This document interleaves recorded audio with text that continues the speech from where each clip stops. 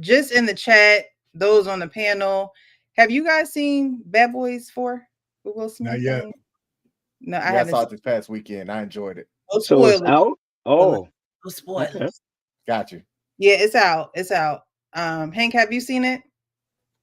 No, I have not. I'm waiting. I'm waiting for my app I use and it'll be there by next week. I'll leave it at that. Strike that from the live stream. Gotcha.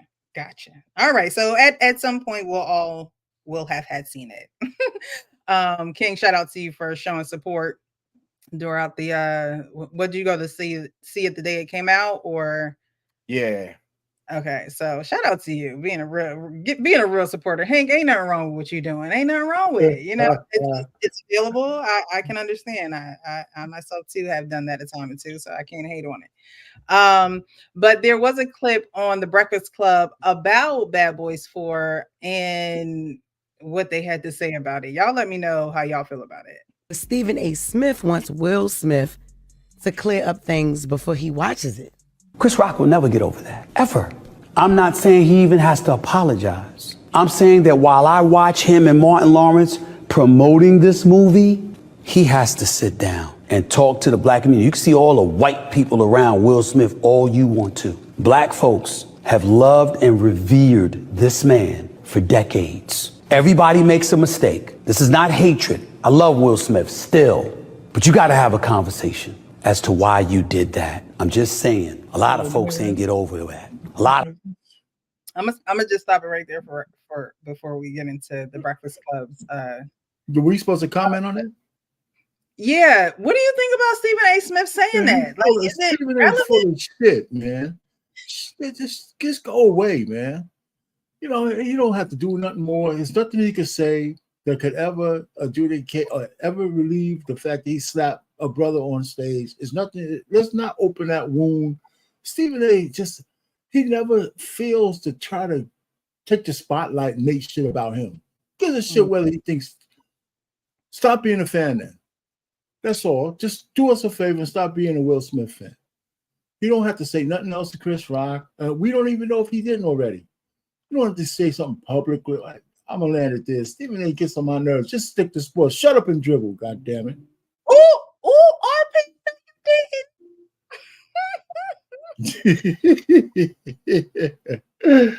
And I can't stop watching that bastard too, man. That's what makes me mad. Okay. You sound like one of them white Negroes that my grandfather used to warn us about. Oh, that was a white Negro. Yeah, Man, my white Negro. Yeah, you know what I'm talking about. Outside, they black. Inside, they white like a little Oreo. What you sound like? Look here, man. I still should sit down.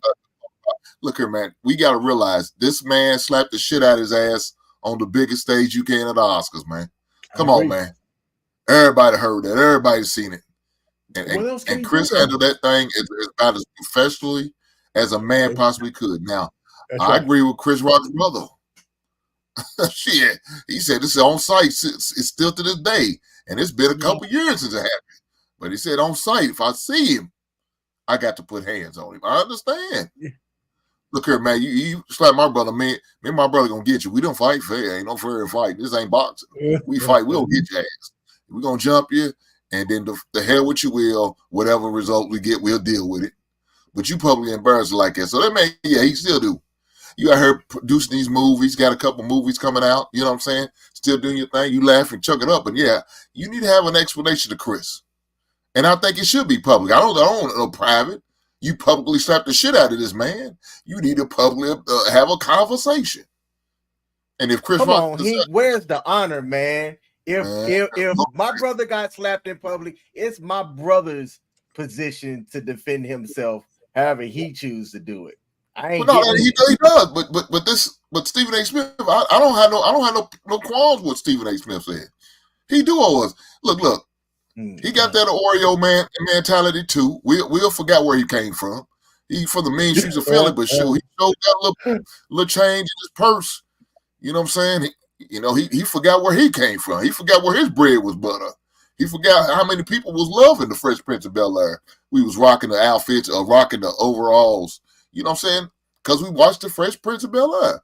We used to rock with Carlton and Uncle Phil and Aunt Veb and the rest of the crew. And what's my man, the butler's name? Jeffrey. Damn, I can't. Jeffrey. Yeah, so we rocked all that. And even after that, we still rock with your movies. We supported you on that. There was a couple bad ones out there, man. I mean, like the one with his son, that was trash. But our black ass support. As a matter of fact, I went to the movies to see it. I didn't have my app yet, Precious. And I went to legitimately bought a ticket. I wish I hadn't. That piece of shit ass movie. But we always supported Will. Will do owe that man for real. Okay. All right. Kenny, what you think? Will Smith is a walking definition of trauma, depression, bisexuality, and walking in embarrassment. And the time he finally let it go was on somebody that didn't deserve him to purge. He is the same man that stood there and took his wife saying that she was in an entanglement with a young man at some red table. I don't know what man that I know would sit there and tolerate even having that conversation for the world to see. I watched the man struggle with his bisexuality because he made a movie 6 Degrees of Separations. He gave up another movie that could have paid him $10 million and did that one where he had a man all up on that booty for 2.5. Don't make sense to me. And there's been other accounts. After the slap, him and his people did reach out to Chris Rock. Chris Rock didn't want to talk. Charlie Rock wanted to fight because he got like a lot of brothers. But then he went on his tour and he was interviewed and he said, nah, he wants to do it at his terms. Stephen A. Smith just wanted to be polarizing as he usually is. That's right. So I'm waiting for the day when somebody punches him in his face. It could have been big dog Glenn Robinson from way back in the past when he was in that man business, or the last couple NBA players where he said the league should at least suspend them and take away their money and playing with other people's money rather than you having the balls enough to stand on your square when they made you tuck tail regarding your views on domestic violence. Now, the pettiness shows if it's not getting Max Kellerman off is you putting your 2 cents in places where it's not wanted.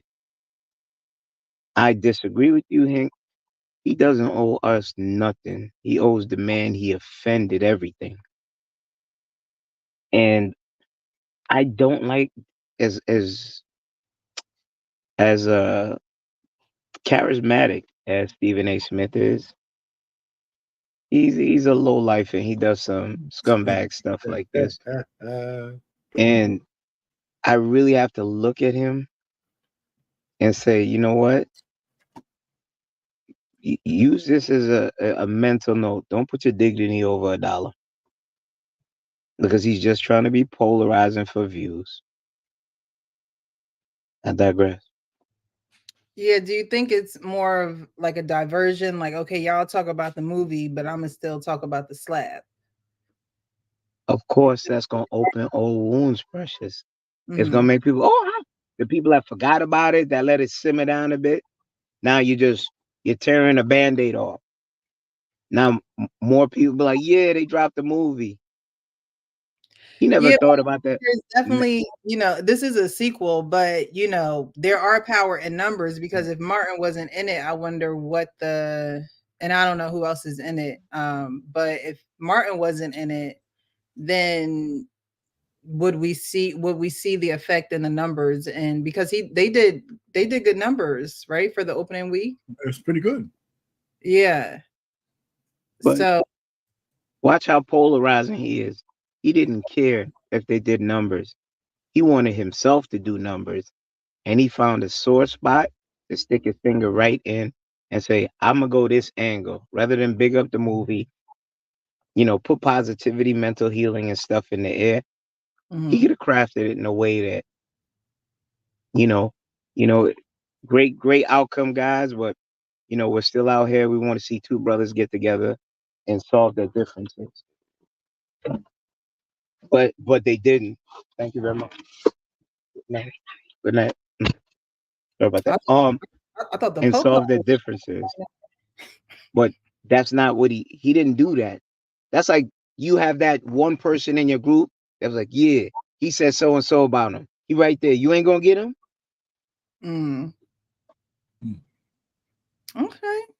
So I can appreciate, Hank saying that he would want it to happen publicly. Like Kenny said, he doesn't necessarily owe us anything, but if you're going to smack him and humiliate him publicly, why not humbly have the conversation in person for, people to see, even if it's not live, you guys pre-record it and then keep it moving. But I think anything to keep the banter and the talk going is definitely what Stephen A. Smith was going for. So share my screen, Precious. Share your screen. I don't know if you can see it. Yeah, there it is. Look, anybody that walks in like this, they about to say something stupid and ignorant. All right. Stephen A. Smith and what he said, I don't think that Will Smith owes the black community anything. I think that the market dictates what should enough outcry or demand for it. Will Smith to me isn't above having the market or the fans like take him down a peg. He came off of social media for a while for that. He slowly started to put himself back out there, and the demand from the black community wasn't that they needed it, so he didn't do it. I think if the demand was there, I don't even think if the demand was there that Will would be the type that would have done it and put a apology out there towards the black community. So that's my take on it. That's how I feel about it. Okay. Thank you so much. Keep it funky in real life with the $9.99 says here to support the DNB conversion. That's got to be an inside thing. DNP. Hey, what's the DNP? Man, I'm not gonna say it. We're gonna keep it professional. He meant dick and pussy conversation. That's what he meant. I wished I didn't ask. Scott, oh boy. I'm mad. He said, shout out to Logic. He cool. Will and Chris says, Scott says, Will and Chris have moved on. We should too. You are silly, Logic. Okay. I won't be seeing the movie for a few years. We know who knows when, if ever. Oh, okay. So you're not supporting it. You good on that? Gotcha. Hello, folks. Good evening. Marriage, politics, and sports. Our pain is in the chat. That was supposed to be an O, not a P, but that's all right. Oh no, we got you. We got you. We're not. Thank you.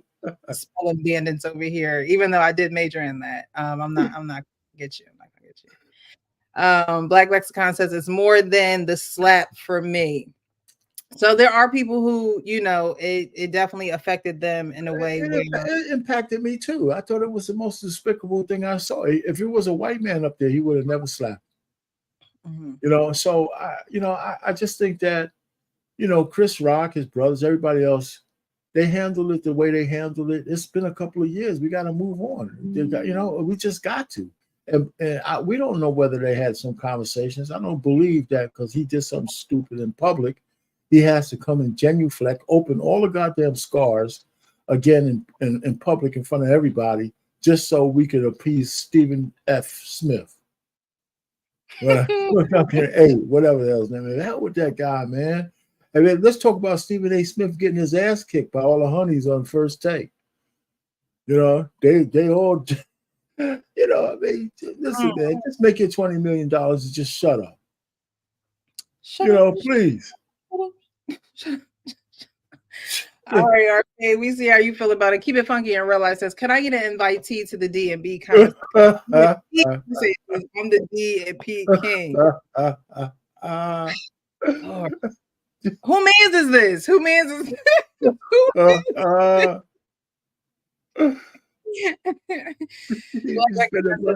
Will well. WWW. I wish Will well. Scott Slim says the man was just defending his queen. You know? Oh, Jesus Christ.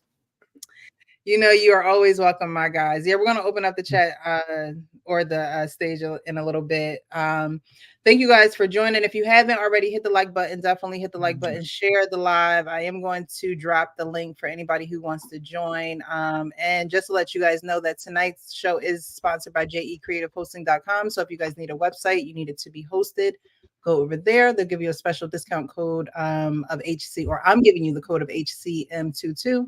So I get a discount on your website.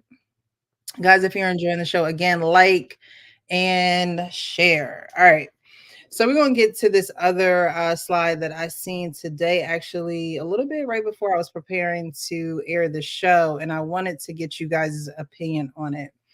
It's a slide and it says, is her husband wrong for leaving his stepson out of the trip? My husband wants to take his biological child on a trip for graduating grade 8, but not his stepchild, who is also graduating in grade 8. I'm upset and he doesn't see why. How do I make him understand?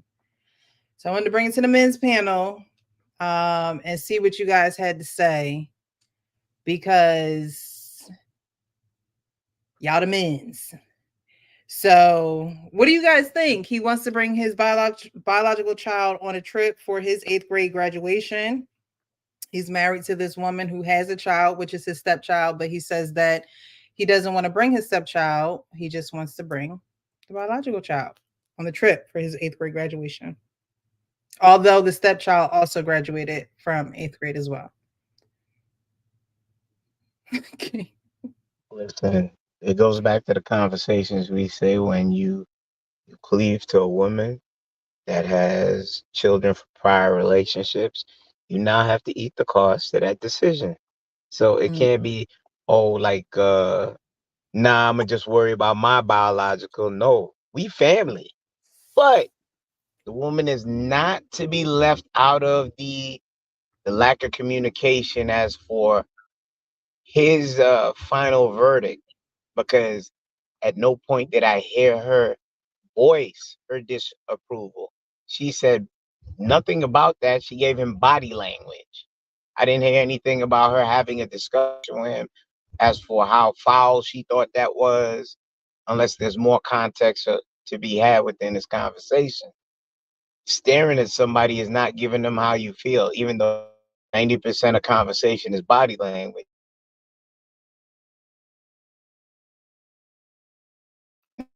Rather than having that heart. Hello? Okay, I think you may have cut out. We can hear you now. Yeah, having that hard conversation. I don't know too many women that won't clap. Wait. I know you're not including my child, and then it goes down. It goes down right there. And I didn't hear that from your brief take on how that played out. Okay. So you pretty much saying, we family. You're not going to separate the family. Nah, he can't do that. You can't come in with no one fry for your kid, a burger and fries for your kid, and the other kid got you Wonder Bread. Nah, something wrong. He got trolled. I've got a different take on this, Brother Kenny. To me, I think it boils down to what's the purpose, right? I didn't father this other kid, yet this other kid is here in the life. I can respect, and the son just wanted to spend time with his dad, and that's the purpose of the trip. It's not about the money, right? It's about the purpose. I want to spend time with my son. All right. There'll be other opportunities, but in this instance, for this graduation thing, I want to spend time with my son. And and this is throwing a whole lot out there, if that's what that man wanted to do, I support that. right? There wasn't I anything else given in this. swore Precious said the wife is going as well. I didn't hear that it was just a one-on-one son and father trip. Am I wrong? Mhm. Did I miss that? Can we read it again? It just says my husband wants to take. Hold on. Oh, I thought I had it up there. I'm sorry. My husband wants to take his biological son or child, excuse me, on a trip for graduating 8th grade, but not his stepchild who is also graduating in 8th grade. I'm upset and he doesn't see why. How do I make him understand? So it doesn't say that she's going. It just Okay, says that the I husband got is it. taking his son on a trip and not the stepson. Okay, now I got clarity. You're gonna cause dissension in the house. And I kind of see what you're saying, King, but that's an all-in deal. It's no my son, not your son, both graduated on time. You want to be fair. And you could easily cause resentment in that other child. And now you're not liked. And it's like you don't want kids not to like you. You want to still have a household that's under, if you're biblical, man, woman, God, child, and God, man, woman, child. You're picking favorites then. That's like you playing favorites with your kids. That's a Molotov cocktail waiting to explode. I, I, it's a package deal. Once you take a woman and you cleave her and you take her child, that's your child now. Ain't no 50, ain't no 75-25, no 80-20. That's your child now. Might as well call him your biological.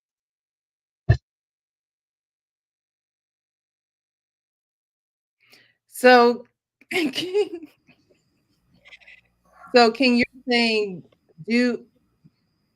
it's acceptable if the purpose of the trip is just to spend time with his child? Yep, that would be something. You know what? I can rock with that.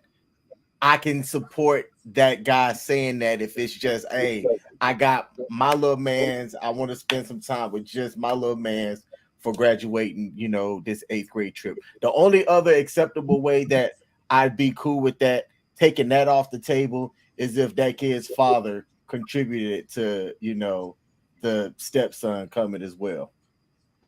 Mommy, why he don't love me like he love his biological son? Go. Yeah. Well, look, let me say this. It depends on the relationship, man.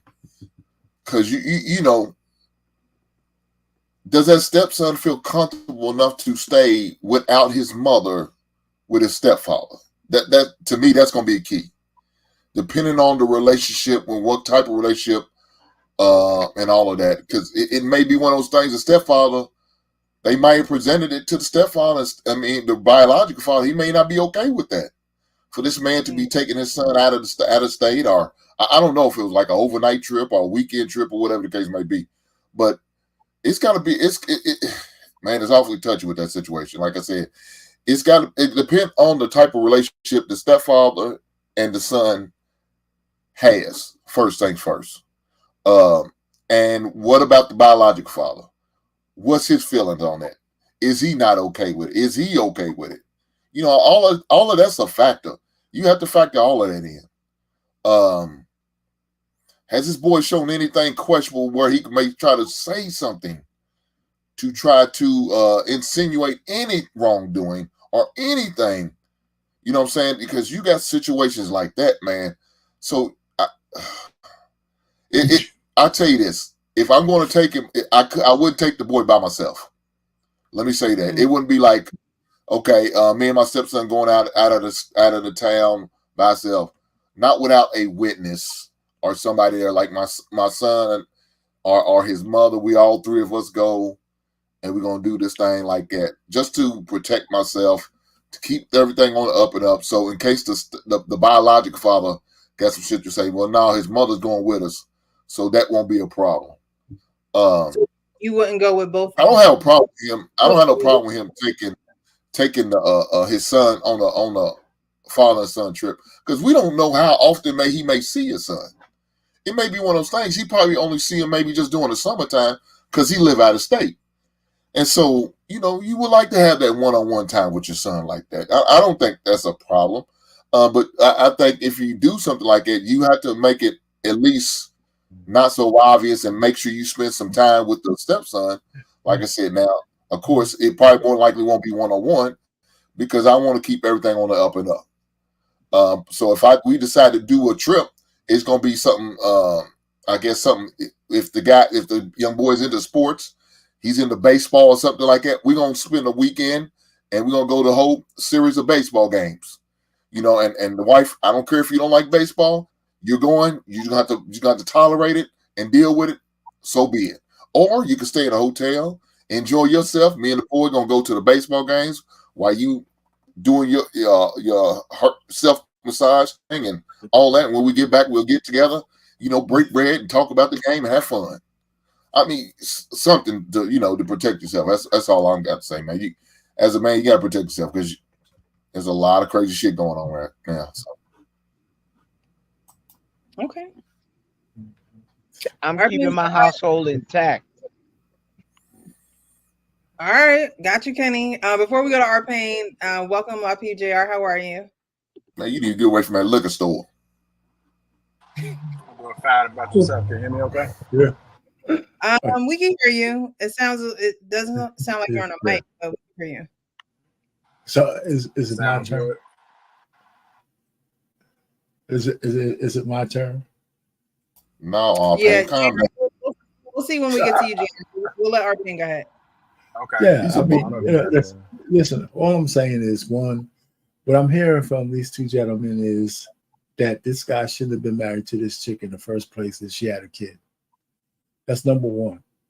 And the reason why I say that is if he has to make a distinction to whether he's going to go and just celebrate the graduation of one on the other, that means there's something wrong from the beginning. Either, that now we don't have all the information. They're married, so he ain't out of town. So they're together. So he wants to spend time with his biological son. So what I have a problem is, I don't know when they got married and how old was the stepson, right? Did they get married when he was already graduating, or was he a kid growing up in that same house? We don't know.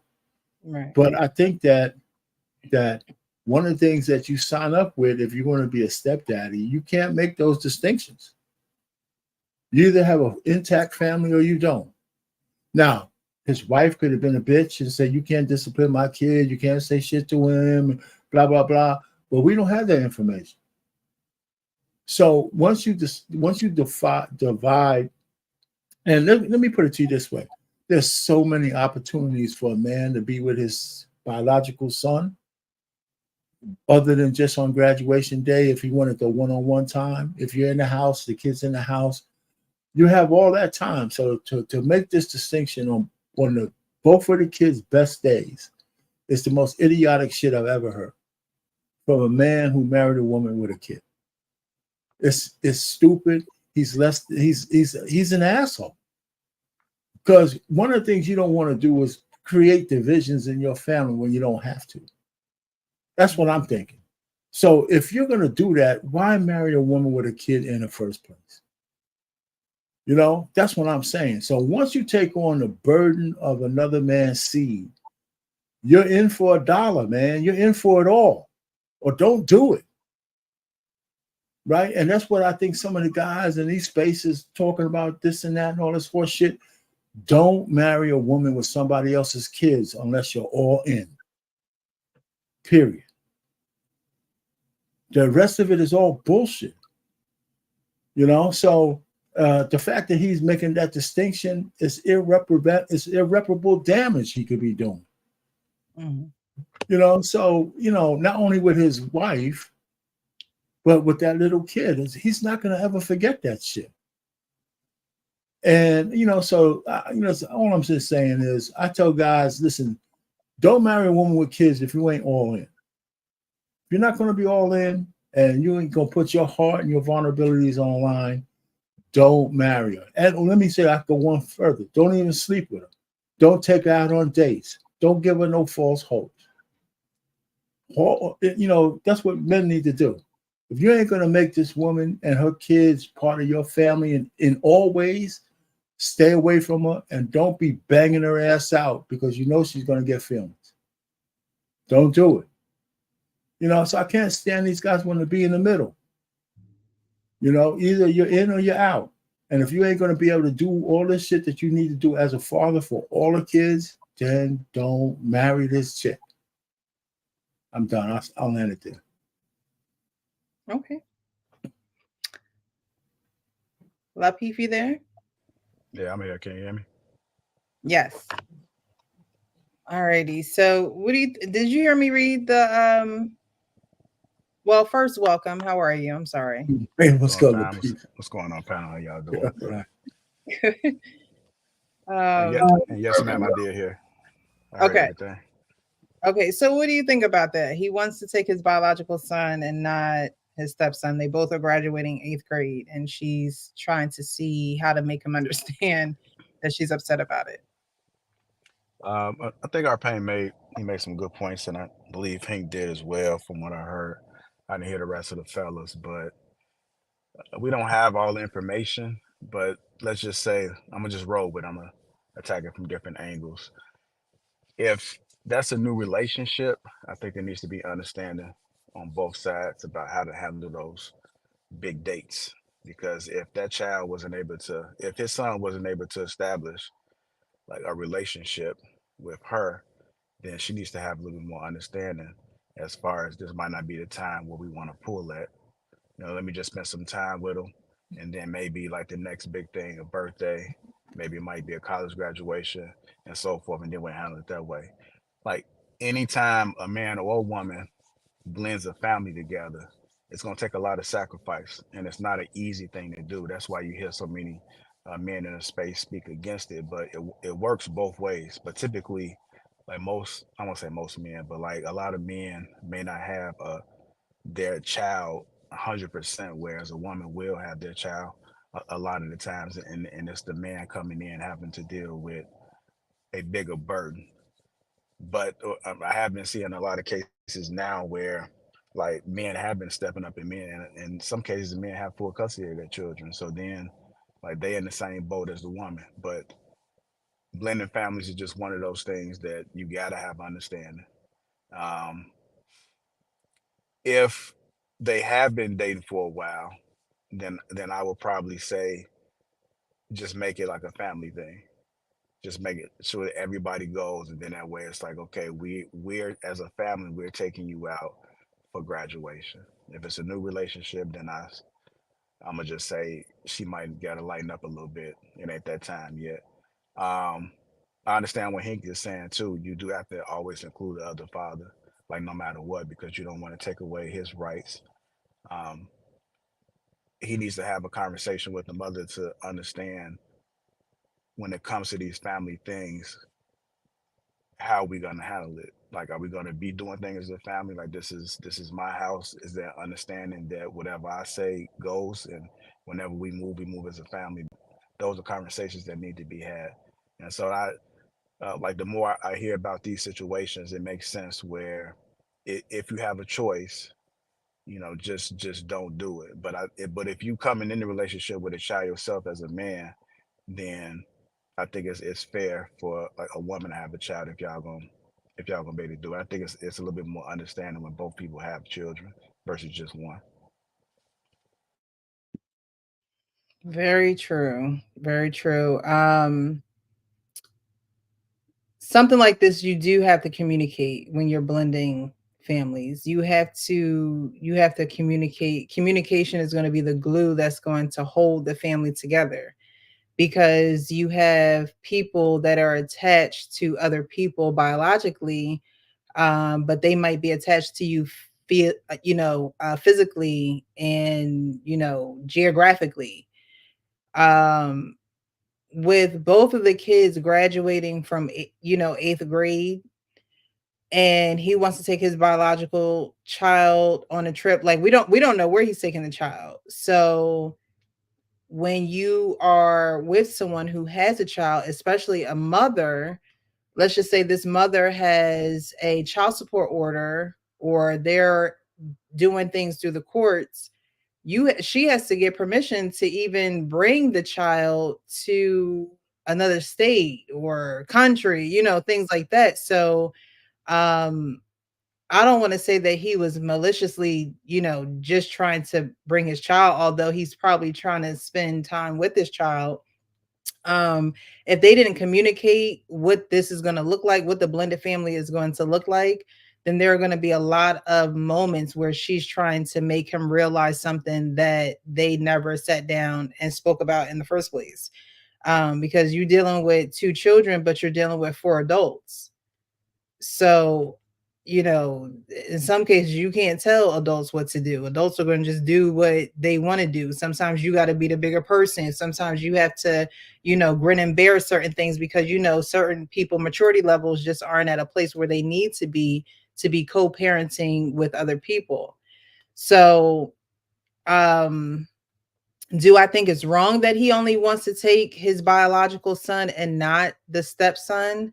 I'm not saying that it's wrong, but I'm saying that he probably has his reasons because he's married to this woman. So he knew that she came with kids. They're both in the same grade. They're both, going to accelerating at the same time.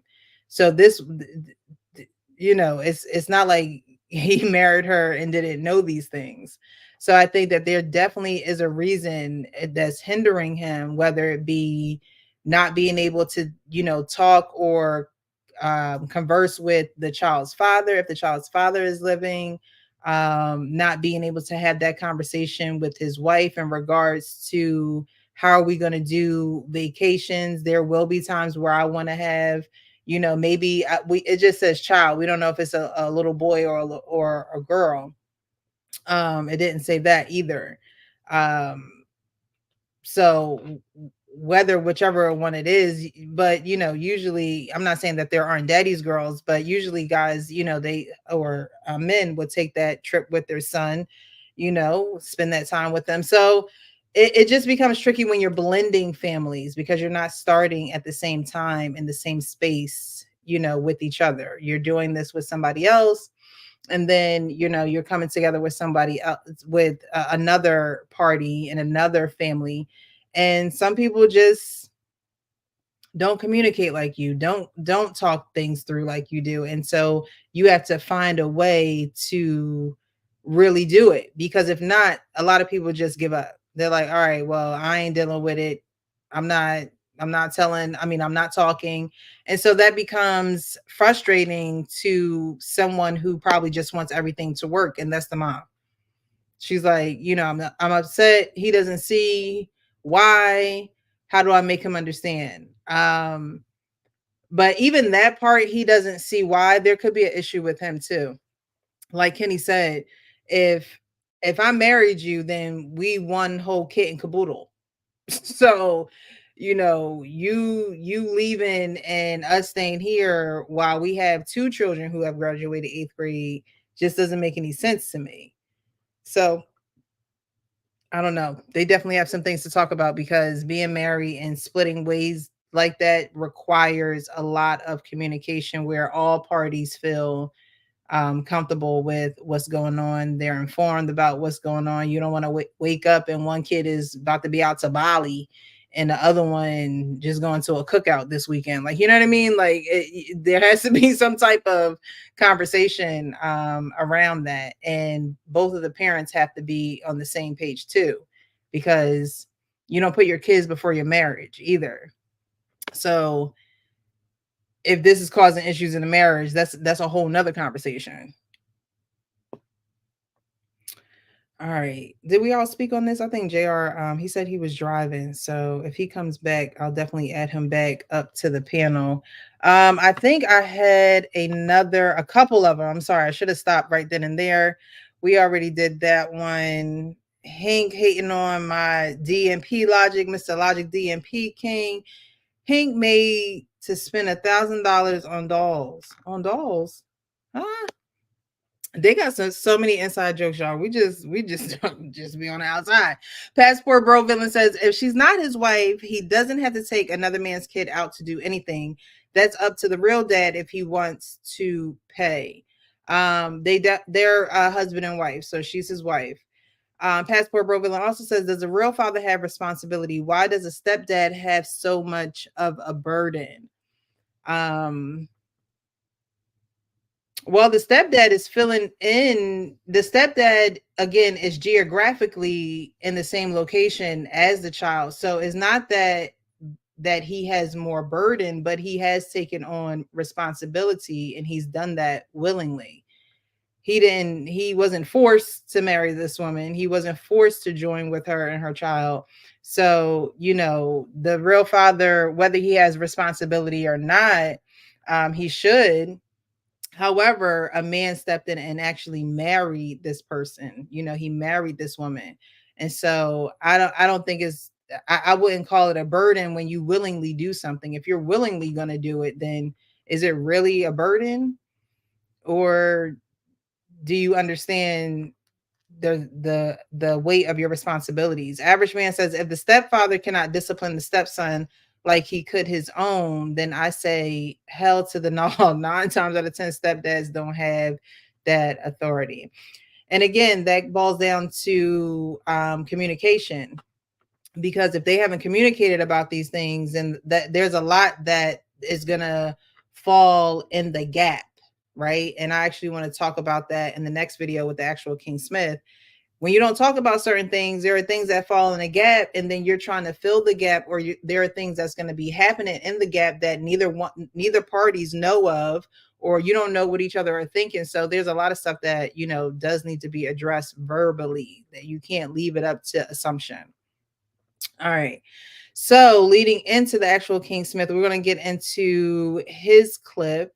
And a little bit of, not a little bit of a regret, but a regret that he had getting married. And I think that this is this is reality. It's someone who is on our panel, my co-host, who is here Monday, co-hosting the show with me. And I wanted to play this because it is getting a lot of traction online. And so I wanted to discuss it. I didn't see the whole clip because I wanted it to be raw and authentic of me seeing it, and King being able to explain it to everyone. And those who have commented on it can definitely tune in to get his perspective in real time. So we're going to put this up here. In my marriage is that I waited to say things. Mm-hmm. And the reason why I did it was because I felt as though I was keeping the peace.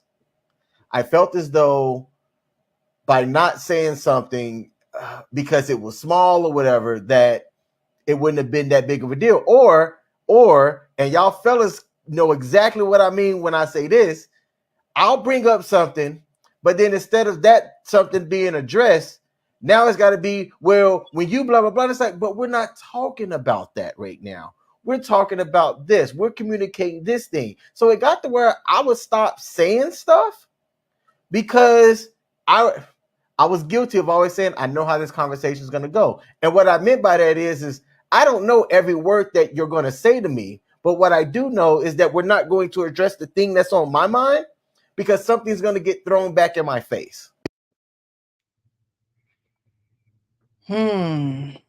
So, King, what did you guys have a live where you guys were talking about that? Like, what inspired that clip? You're on mute. Thank you. So that live stream was last Monday's live stream that was titled Regrets That You Have. And it was from life, previous relationships, and things like that. And my lady straight up asked me, were there any regrets that you've ever had in a relationship? And that sparked the beginning of that conversation where I said, I regretted being silent about certain things. And it stemmed from the fact that as I started talking more, I started really thinking about what I meant and what I was trying to say. And I got to the point to where I would have a conversation with my ex-wife, and then I go, you know what?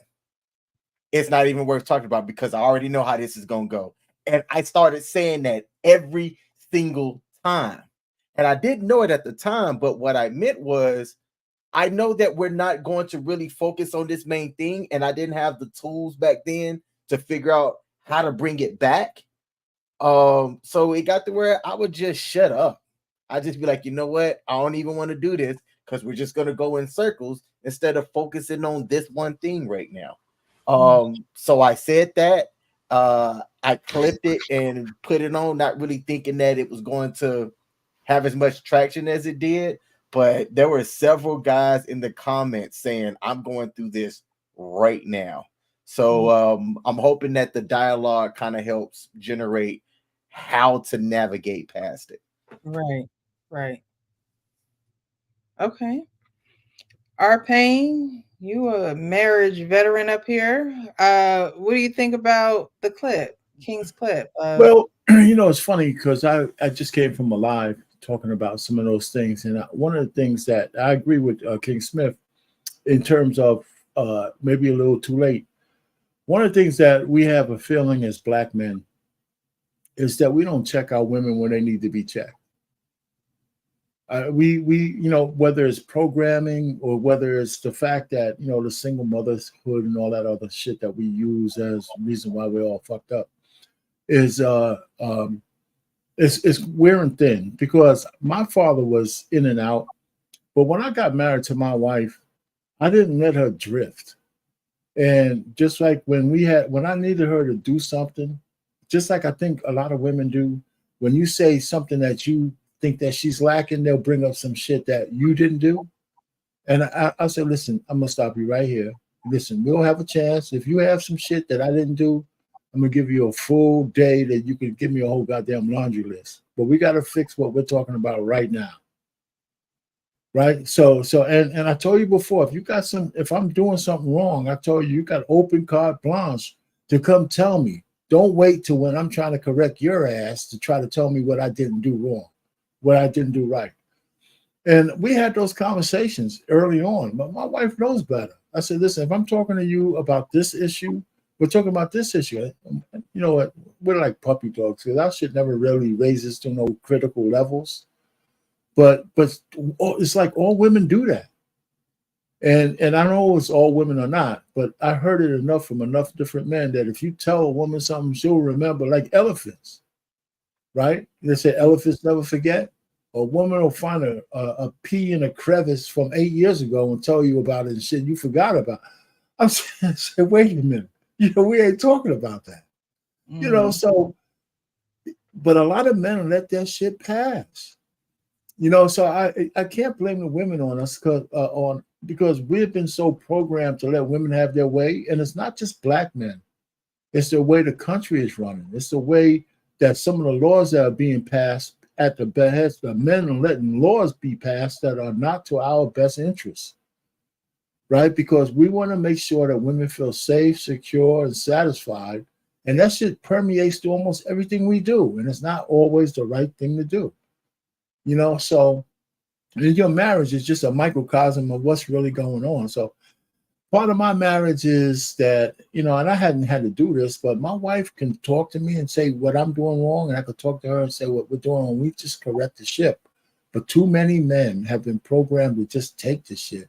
So actual King Smith is absolutely right. And I feel sorry for the brothers doing that. And I don't know where I got it from, where I wasn't putting up with that shit. I can't say I was some kind of big guy. I don't know where I got it from. It's just something I wasn't going to tolerate. So you say you don't know where you got that from.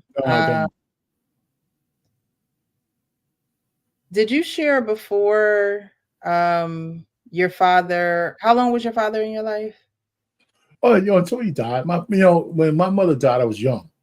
My father couldn't take care of us. So his sister was my guardian, and he would pop up every so often until he got remarried and moved down the block, and then I could see him all the time I wanted. But by then I was 14. I didn't need him like I used to. You know what I'm saying? So my pops was a cool dude, so I have no problem with him. I have a lot of his traits, especially for cooking. But you know, so but where were you going with that? Go ahead. Well, when you say you and your wife are able to tell each other things, I'm sure that, you know, that stems from the type of relationship you have. And I know that you guys rarely argue because you share that as well. But telling people, oh well, me and my wife, we could just talk about things. What does that look like in the moment? Because there are so many people, and more women than men, I would say, that can't communicate in the moment. And so it happened with the actual King Smith. With now you're fighting unfair. Like if you were sitting in front of a marriage therapist, she would tell your ex-wife that she was fighting unfair because you can't unload on him when he's trying to, voice a concern to you.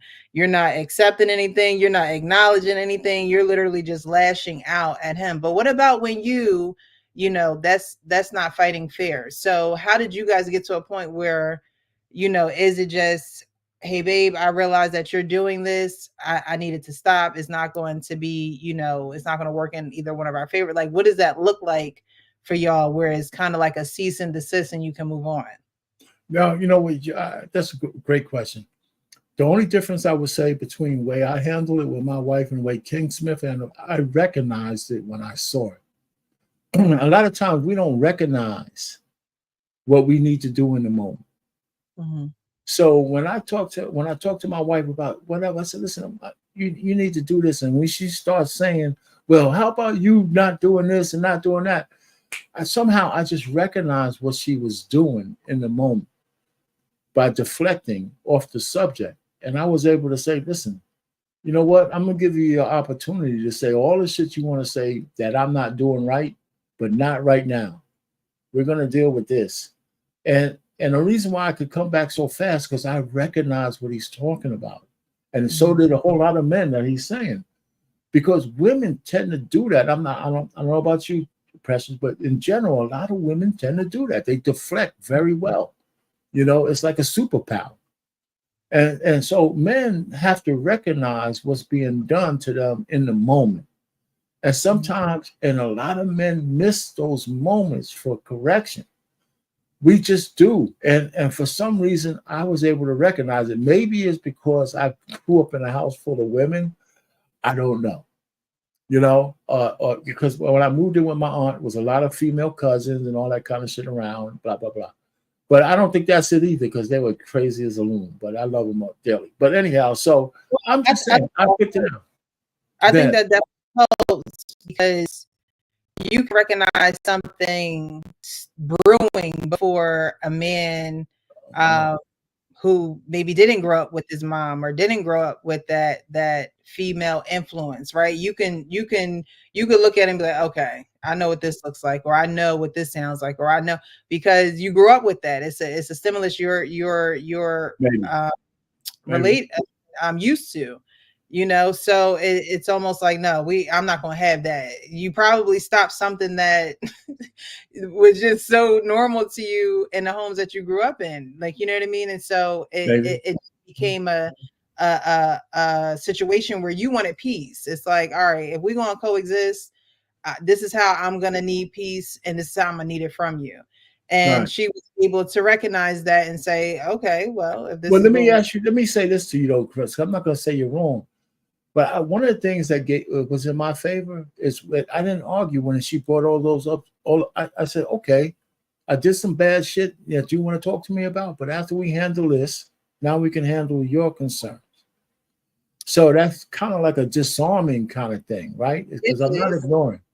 Right? It is. Yeah. And see, I didn't have those tools early in my marriage. I didn't understand that. Like, I was in the military at the time, and I was taught how to handle things and communicate military style, but you can't bring that stuff into the home and, be able to communicate with your spouse. And if they're coming at you a certain way, my natural reaction when I was younger was to defend myself.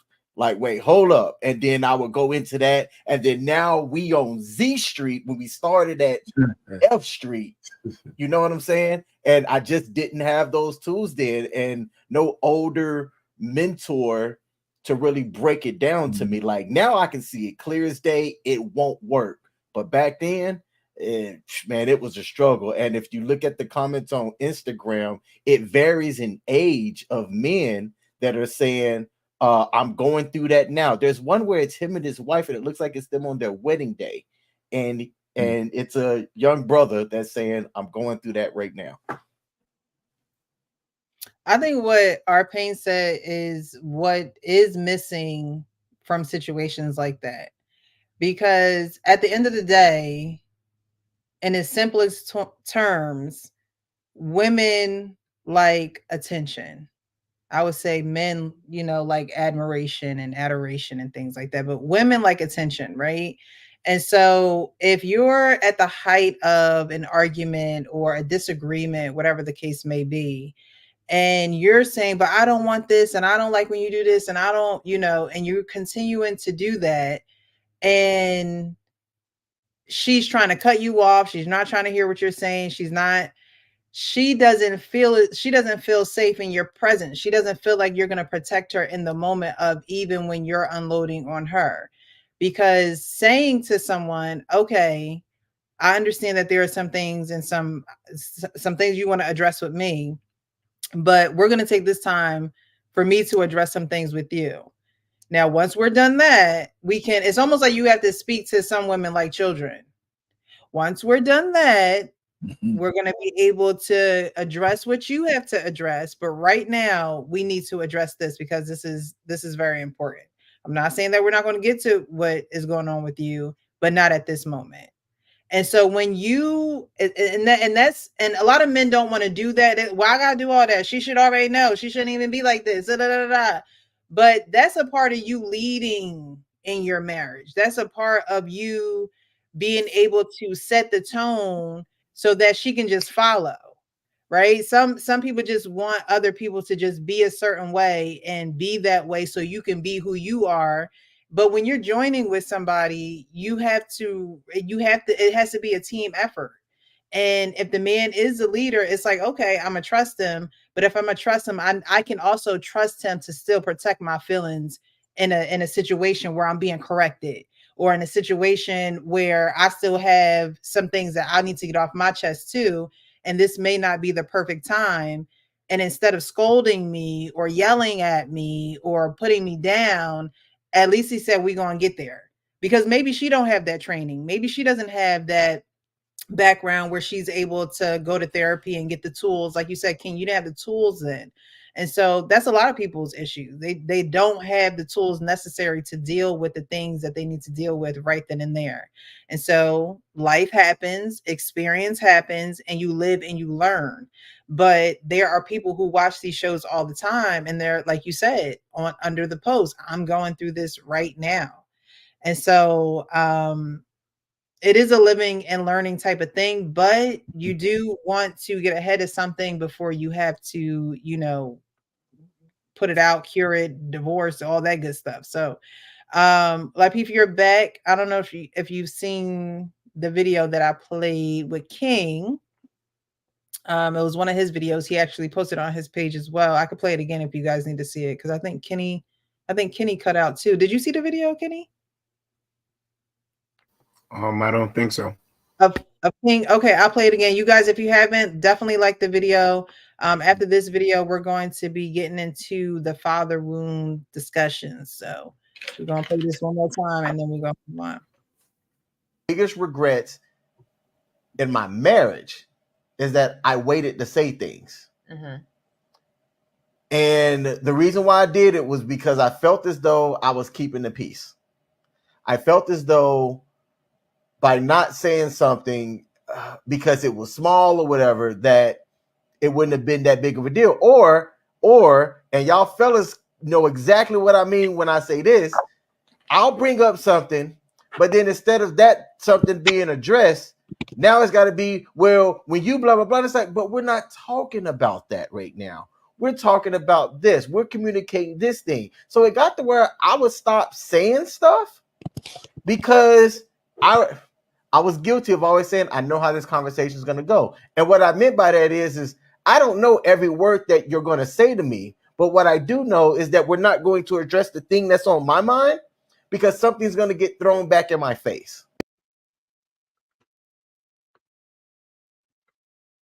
All right, JR. Yeah, I'm here.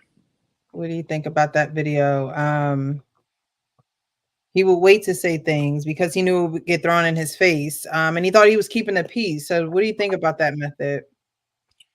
I think this is So one of those situations where we're talking about a marriage, a wife. So I think that you have to handle that with a little bit more care. If it was somebody you was dating, I probably have a different take on it. But with that being his wife, what that's telling me is that there's an underlying problem somewhere. Um, but there's something wrong with the foundation. If you guys have been communicating like this for a while, I would be asking the question why. Why is it that every time I bring up something, she brings up something that I've done in the past? But why is it that I can't come to her and talk to her about different things because I'm afraid that she's gonna throw it in my face? So there has to be some type of underlying problem that hasn't been addressed, and it seems like both of y'all are avoiding it because when you approach her, then she's bringing up everything that you have done or something you've done, and then you're not coming to her at all because you're afraid of getting attacked. So there has to be a situation that hasn't been resolved in the past, and you guys are not discussing that.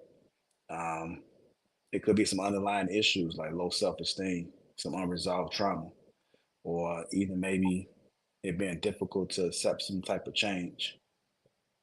So when you have those situations in a marriage, I mean, somebody has to be the bigger person. Somebody has to set the tone and say, "Hey, I don't know why you're doing this, but we need to figure this out because I don't. We can't keep communicating like this because nothing is getting resolved." Now, if somebody can't do that, then that's when you guys need to go do some type of therapy. Maybe bring somebody in that can help you guys, like maybe give you guys some exercise or some tools so you guys can be able to get through whatever needs to be resolved. But to me, it sounds like both of y'all like were deflecting, and the problem wasn't getting addressed, and you guys wasn't asking the right questions. I like that. Very good insight. Yeah, Frenchie says, I get where he was wanting to keep the peace, but if the issue is recurring, then it needs to be addressed. There's a saying, and I may not get it fully correct, but trying to keep the peace with others, but you're starting a war within yourself. There's a lot of there's a lot of people that try to keep the peace with others. They don't want to say nothing. They don't want to bring it up. They don't want to talk about it. They don't want to go over that subject. But sometimes you gotta get a little messy to get to the other side. The only way to it is through it. And so, sometimes you do have to get a little messy. But if those things that JR said existed, then I can see why there, is resistance there. Because like I said before, there is a gap. So there's a gap between when you feel as though you can't trust her to have a conversation with her, and the gap of where she feels as though she can't voice how she feels because she knows you're going to shut it down in the sake of keeping peace. So she acts out even more. It's a childish behavior. It's a very impulsive type of thing, like, oh no, I know he's not going to hear me out, or I know he's not going to let me talk, let me just say whatever, or let me attack him to get that rise out of him so we can keep this conversation going longer even though we're not going to get anywhere with it going longer. So I agree with a lot of things that you said, JR. Hank, what about you? What do you think about King's video? You're on mute. My bad. I think it's spot on in a lot of relationships that men are dealing with stuff like this. I know I definitely had to deal with that in my previous marriage.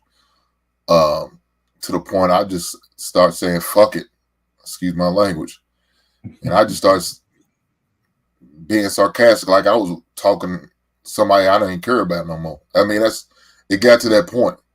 And once a man gets to that point where he look at you like a common Joe or Joanne, it's done. It's pretty much, put a fork in it. You know what I'm saying? It's over. Because when I was like, it was like, man, shit, I don't care. The hell with, I don't care how she takes it, she gonna take it. And, and I remember I constantly hearing, it's all about tone delivery. And I would say, man, screw my tone of delivery. I'm sick of this shit. Look at her. This is what I got to say. And like I said, I just stopped caring how it came out. I just said what I said. Now it was true. It was honest, but it wasn't the delivery she was expecting. Well, I mean, I try the other way. I try to talk sweet. I try to be more considerate. I try to be nice about it. That only goes so far. And like you said, sometimes like you feel like you gotta talk to child. You know, you the first time you tell your kids, you try to tell them in a respectful voice, "Hey, y'all need to go in and clean that room up." You come back an hour later, that room still ain't clean. Clean that goddamn room up before I beat your asses. Oh my God. Why do I have to do that? Why couldn't it be done the first time? Why could not the first time I addressed it like that? Why couldn't it have been, you received it the first time? Why I gotta get violent to it? I gotta say some threatening shit or use a profane language or some profanity in order to get a rise out of you to do what you got to do. I shouldn't have to do that, especially a grown ass adult. I shouldn't have to do, but damn, that's the way it felt at times, King. So I definitely understood what you're talking about. Shit, me and my fiance, we going to premarital counseling. We start Wednesday. Get the process started so we can make sure little things like this don't become a problem. Because now I'm just straight numb. I'm not going back to talking sweet like that no more. But I can't do her like that because she's not that same individual. And it's kind of hard. You kind of get flashbacks, PTSD. You know what I'm saying? But goddamn. Real though, that's real. Here we go. Don't start this shit. Start this shit. Look, she watch it. She know what I'm talking about. She'll be all right. I love that you guys going to the premarital counseling. I think that's very important. I think a lot of people don't realize how that really does prepare you because they'll ask you those questions. They'll give you a book. It'll be something that you have to do together as well as individually. So you get in the practice of doing it. And it's only those who take it serious where it's just like, all right, let's just chill. Let's pull the book out. Let's do an exercise. Let's, and it brings you back to the center where a lot of people don't have a home base. Like, it's supposed to be God, man, woman, child, but a lot of people don't have a home base. They don't have a foundation. They don't have premarital therapy where they can say, you know what, we checked in this week. We're having these issues. Let's talk to such and such about it. We can talk about it with them together, or we could do it separately. We could do it both. You have somewhere to retreat to when you're going through issues. And I think that's a lot of people's issue. They won't invest in themselves and the relationships that they're going to be investing the rest of their lives in. It's like you can invest in your clothes. You can go to these concerts. You can do everything else, but spend a $50 copay to go talk to somebody that will, help the well-being and the healthiness of your relationship. Kenny, did you go on this topic? No, I didn't. I was just observing, watching the video. Since I've been fortunate enough to know King, his mannerisms tell me he's non-confrontational as far as I get, in my opinion. Our next part is there's a passive part, and that could be a gift and a curse within a relationship, because that could be an opening for a power struggle. Maybe prior wife did that to see how far she could go. Maybe prior wife did that to see if she could spark that in you to come out. And she, certain women respond better. Oh, damn, you put me in my place and stuff like that, rather than just hearing you at what you said. I don't want to argue. I want to come to a positive outcome. And it seems that every time we go down this path, that can't be achieved. And within relationships, I know everybody on the panel knows because they've had relationships. Listening and communication is a big key. Being able to take yourself out of defense mode that you feel you have to respond rather than listen. This is someone that you're sharing your life with, that you made either a vow with or you have a union with. I'm not going to bed mad or upset with somebody that I love and not being able to get rid of these disagreements or miscommunications, because those become cancerous over time. And I've learned, because I've made these mistakes. I fell on my back, the cuckoo birds flying around my head, because I wasn't on my square when dealing with said females. So I can have empathy when I watch my brother King up there giving a piece of his life and how he had regrets, like most men do, like most women do, most people in relationships do. But I think communication, and it's easier said than done with many, but I think that's the key point. Then you really find out if this person is for you or against you. I digress. All right. Communication. All right. So I appreciate all who are in the building. Perry Production says, have you hit the like button yet? Have you hit the like button yet? Have you hit it yet? Have you shared the stream? What's going on? We're going to get into the second half of the show. I appreciate all those who are watching. We're going to get into father wounds. So Father's Day is coming up. We got uno, dos, tres, cuatro. We got 4 fathers on the panel. 4 fathers on the panel. And, everybody knows that Mother's Day get all the attention. Mother's Day, the restaurants are packed. Mother's Day, people be booked. Father's Day, what's the coolest gift y'all have gotten for Father's Day? The coolest one. Last Father's Day, my lady got me an Apple AirTag for my wallet because I was constantly misplacing that. The most valuable thing I think I've ever gotten in my adult life. I think it's great. Okay.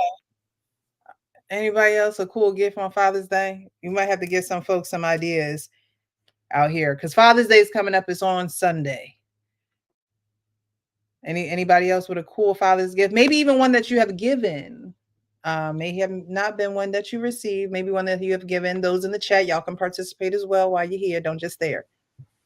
I remember giving my uncle some of that old Brute, that one that touches skin and burn. Ooh. Oh my God. I spent my little money on that. He was there like, man. I know what it really was. It was that Avon bottle you gave me, that green color. It could be. No, but it's kind of funny. Kenny said that. I didn't give my dad nothing like that. It was something like it. It was one of them Old Spice collection where they had the old off-white bottles with the little gray top. It had the cologne and the shave in it. So I gave him that look. My dad he's a drag car. Is it called drag car? He's a drag car fan. I don't know if any of y'all have ever heard of that cologne. He's a fan of that. Anybody else? No? Yeah, like I would probably say a gift I'd be giving is that Assured Men, King on Top. Woo! You better promote your line. You ain't give me no advertisements, no help aids. I know that's right. I know that's right. The actual Smith, if you could do the 1-2 in the chat, put a link to the Assured Men's, the skincare for the men for their beards and their skins and stuff. I think you're giving what, a 30% off? Is it 30% off? 20% off? How much is it? Oh, no, you're talking about Foot Locker employee discount. You're talking about 30% now. Oh my God. No, it's 15%. Oh, 15%. Just give it away. It's fine. Just give it away. I mean, if the product wasn't great, then I would have just gave it away. Just seeing how. I'm sorry, I said 30%. All right, so 15%, y'all. Shit, I mean, that's like you said 30%. That's like store closing pricing right there. The closeout sale. Hey, that's a Black Friday deal right there. It should be a Black Friday deal on Father's Day. Shoot, but we're gonna talk about 3 different types of fathers. Actually, we're gonna get into it. I actually have good news. Okay, I spoke to my biological father for the first time on Saturday. So Wow. I Good stuff. will visit him. Congratulations. Thank you. So that comes in time for Father's Day, very timely. So I wanted to share that with you guys. I'll be documenting my journey there. I ain't gonna share it right away because I know content. I can make a video out of that. I can make a video out of that. You divine timing. Everything gonna happen in its own time. I see a smile. Did you do like Color Purple run through the field? Like, no, I didn't do a run through the field. But it is a good feeling, to be able to connect with someone who made me. That's blessing. So, he may be watching, so hey. But yeah, so we're gonna get into the next part of the show.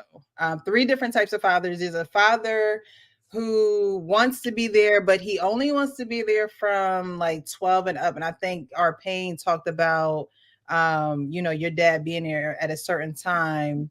And then he married, went on with another family. There's a father who doesn't want to take a legal route to fight for his son. So he just gonna wait for the baby to just get a certain age and come looking for him. And then there's a father that wants to be in his father's life, but the mom kept him away. So we're going to get into those 3 videos. If you guys haven't, definitely hit the like button, share this stream. Maybe a father is going through this or have gone through this, and maybe the fathers that are on the panel can, lend to some insight. And I did pin the link to the show. So if anybody wants to join the show, you can hit that link at the top of the chat. So we're going to get into the first one, and it is going to be, we're going to do Kendra first because she comes with the shenanigans sometimes. Where are you calling me from? West Palm. West Palm. You have any kids? I don't know how I want to answer that. Because I do, but I don't deal with him, so he's not no problem for me or none of that. So, wow. And you're proud to have a child. So you're proud to have a child that you don't deal with. Nah, I ain't proud of it, but at the end of the day, I can't force the mama to be something they ain't. Like, Well, you can force a relationship with your child and get a court document. I done did that to the point where it's like, you got to go the legal route now. So it's like, at this point, the legal route wasn't how he was made, so I'm not finna raise him through no legal route. I just would rather wash my hands with it. And you feel like that makes more sense? Nah, it's what's wanted. It's not what I wanted. It's not what's wanted. I mean, you as a father should fight to the end to be a part of your child's life. I'm probably gonna say something most people wouldn't say, but at the end of the day, as long as I still shoot, I got another chance to take care of one. You gotta raise that one. That's how you wanted it. I can't, like, at the end of the day, Kendra, it's a long. I'm gonna stop it right there because y'all expressions already are just, Lord Jesus, this man. Like I can just see. So what are you guys thinking already? King, I'm gonna go to you first, and then I'm gonna go to Hank. What are you guys thinking already watching this? He was on a Kendra G show looking for a woman, and Kendra G asks all these questions to vet these people that come on her show. And one of the questions is, do you have children? And so he gave his response. We're not all the way through yet, but what do you think, King, as for what he's saying so far? I tell you what, Precious, I'm gonna sit this one out. I'm placing an order for some of that Assured Men's product right now to get me some stuff to fix this beard up. And I'm on the website placing the order right now. But I'm gonna sit this one out, that, man. Thank you. All right, Hank. So what King is trying to do? King is trying to keep up with this luscious mane that I have. But ain't no keeping up with it. It's like a thing of beauty. But as far as the clip, man, that shit. I can't stand that shit. I can't stand somebody who doesn't put in the effort. And when I heard, and I talk about this on King, I don't like that. I don't see how anybody could turn their back on that child. Now, maybe I'm speaking from this standpoint because I know what it's like to not always have my father in my life.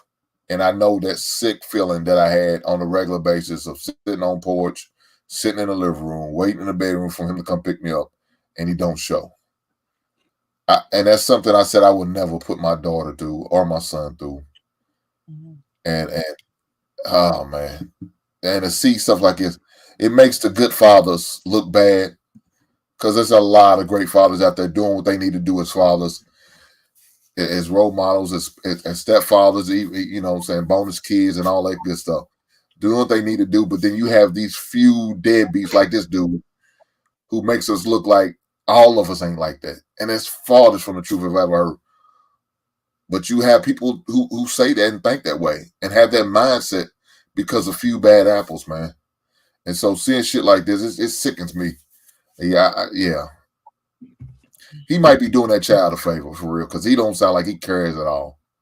So, all right. Well, we're not done watching the whole clip, but I can understand why you. Worse. It don't get no better. I can't be. RP. Listen, this might be controversial, but I don't disagree with him. We don't know the amount of agita that the mother of that kid is putting them through. I know some guys have been alienated from their sons and daughters. And this whole notion is easy for us to sit down and say, you know, you fight for your kids, lose everything, your whole self. He probably just stroked this honey, probably don't even know her name. And she got pregnant and she got a kid. And, you know, he didn't say he didn't try. He said he just didn't want to put up with the bullshit he had to go through to be in this kid's life. And so he says, I could just go ahead and make some more, maybe do better. So I just don't want to automatically say that. First of all, he doesn't speak for all men. Okay. He doesn't speak for the majority of men. He speaks for himself. So every time some man does something stupid or whatever, I don't internalize that. He don't speak for me. He don't speak for the majority of black men. He speaks for himself. And if he's honest enough to say, hey, listen, you know what? That little bastard I made over there, I'm not going to fight his mother to be in his life because she doesn't want me to be. So I'll make some more. Hopefully he does better. But like you said, the kid might be better off not having him in his life with his mentality. So if he's willing to admit that, I mean, we could crucify him, but he doesn't represent black men. He represents himself. So you know what? Listen, everybody underestimates how bad it is when a woman wants to alienate a man from his kids. That is as much of abuse as anything under the sun. And we pay lip service to that shit all the time, and men take the brunt of that, and we get no relief, not in the courts, nowhere. And so I'm not going to automatically just say this guy is a loser because he has to go through hell and high water to do something that should come natural, be with his kids without fighting anybody. So, I'm just not, I don't have enough information to call him a loser or not. But the one thing I do know, he doesn't represent all of us, good or bad. So I'll end it there. Okay. That's a goddamn shame.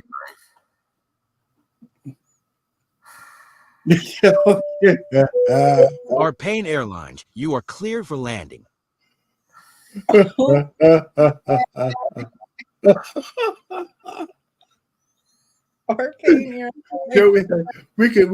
debate that one day on your channel. Hey, you can beat my ass, but I'm gonna stay steadfast on that particular thing. Arpain, I love you to death, but you need some Kunta Kinte lashes. Your back. That whole monologue that you just went over. I thought it was fantastic. I'm gonna ask you some questions. Yes, sir. I'm gonna ask you some questions. Okay. Did that man show any contrition with his behavior, body language, etc., while he was on that show looking for it's not required. A new woman to stick his raw penis in and bring confusion in her life? Say that again. What does that have to do with him sticking his penis in a woman who let him? He probably was just like that way when he bettered her. He probably didn't give a shit about anything that she knew. Did that man show any contrition while? Oh man, damn it, man! Can we just get into it? You froze up. Let me give you a 4K mic and all that shit and all that other stuff. I mean, you made it. And now you're gonna take a shot. Okay, this is sickening, man. The bad part about it is, you should have said that say he don't represent us. but unfortunately, that's the stereotype of black men don't take care of the kids. And so it does represent us. It's just unfortunate they will put that on all of us like that. You and I both know that. Yes, they do. Okay. No, I hear you, Hank, but we're way past that. We got all kinds of credentials that show that black men are awesome fathers. And just a couple of outliers like that dude doesn't bring us all down. We got to stop internalizing bad behavior of a few individuals and say that's our own. I don't agree with that. So why not shame that man for his stance? He's more worried about getting some more ass and trying to make another baby instead of taking care of the current baby he has. How do you think that's going to look on trying to hook up with a female woman? How do you think that's going to go on? You think any woman with a mind is going to say, "Hey, I want to get with him in case I get pregnant. I know he's going to bail on me." Guarantee. There's no shortage of women. If he has the aesthetics they're looking for, that's going to open their legs. There's no shortage. You sound like old poop. You sound like an old poop. There's no shortage of women out there who's going to give him some butt. Hank, now our conversation has come full circle. This taps into the Nick Cannon conversation about Pookies and Ray Rays. Now, what do you prefer? Nick Cannon, a man of means that has a bunch of children. You say he doesn't have time for them, but he's willing to take care of his responsibilities. Does that make it right, Kenny? Okay, wait. Let me finish. Yes, sir. I'm sorry. And then you have individuals like this, and that is our own. We spend times, and this is something that is pointed out on panel after panel. We want women in order. We want women to stop girl code. We want to be able to have females call out other females for bad behavior. This is an extent where you're giving him a pass when we should be calling out black men for bad behavior such as that. He there smiling, got his Drew down hairstyle. You know, he all up close in the camera like he want to get Kendra G pregnant. He there like licking the lips. All this. I'm like, for real? No, okay. All right. Listen, Kenny, I swear to God, there's not enough information there for me personally to say that this guy's a dead, because he also said that he tried and he was denied by the baby's mother. Okay. No. Did he say that or not? Did he say he made an attempt? But he didn't want to go the legal route. That's what he said. Exactly. Okay. That's a man that he said, I did not want to go the legal route. Every avenue that he could. That I wanted to win. He said, I'm not going to fight for my child. I'm not going to. I'm not giving best effort. I'll concede. I'm just go out there as long as my things still work. Can I concede a point? Because the same men who say we could go the legal route, and they find out how much it costs to do that, right? And how much and the fact that for the most part you're still gonna lose 70-30, some shit like that. The point really is that if I father a child with a woman that I just had a one-night affair with or whatever, I shouldn't have to go through any of that stuff to see my kid. Wait. You know what I mean? If I made a good faith effort and she gave me some shit, right? So I don't want to just destroy this dude because I don't have enough information, but I understand where he's coming from. Some of these things should be natural. She shouldn't have the right. She should not have the right. Guys. Okay, we can go ahead. Here when two people are speaking at the same time. I'm sorry. Go ahead. I'm sorry. Because we can't hear both of y'all. No, all I'm just trying to say is I don't disagree with these gentlemen these esteemed gentlemen saying that I might be wrong. But the point really is that I'm not going to destroy this brother off rip because of the bad behavior of the mother of his kids, because I have anecdotal evidence of a woman alienating her son from his father, and it's a horrible kind of thing. We're gonna get so we don't have to go down that deep. So I'm not going to condemn him off rip. I'm just not going to do it. No. We're going to get into that. We're going to just keep going. And then when we get back from showing a little bit more of the clip, we'll go to JR. Story. I'm not going to do it because I know you don't really got no time like that. So I ain't going to hear it. No, listen, I got time. I want to hear this story. Okay. The one that the child that we talking about right now, yeah, I wanted to be there. I wanted to be a part of life. I still do. But at the end of the day, if you're not allowing me to be there, how am I gonna force myself to be there? Like, I wasn't there for the birth, nothing. Like, I don't even know this baby size, none of that. Like, can't tell you the first cry, none of that. But I've bought shit for this baby and come on. I bought more diapers than I've changed. Come on. How old is the child? 3 months, going on 4. And I only dealt with my child 3 times. Only had him around me for 2 weeks out of the 4 months he done been alive. I'm not gonna put myself through that trauma and that pain. Talking about fighting to beat up, like, nah.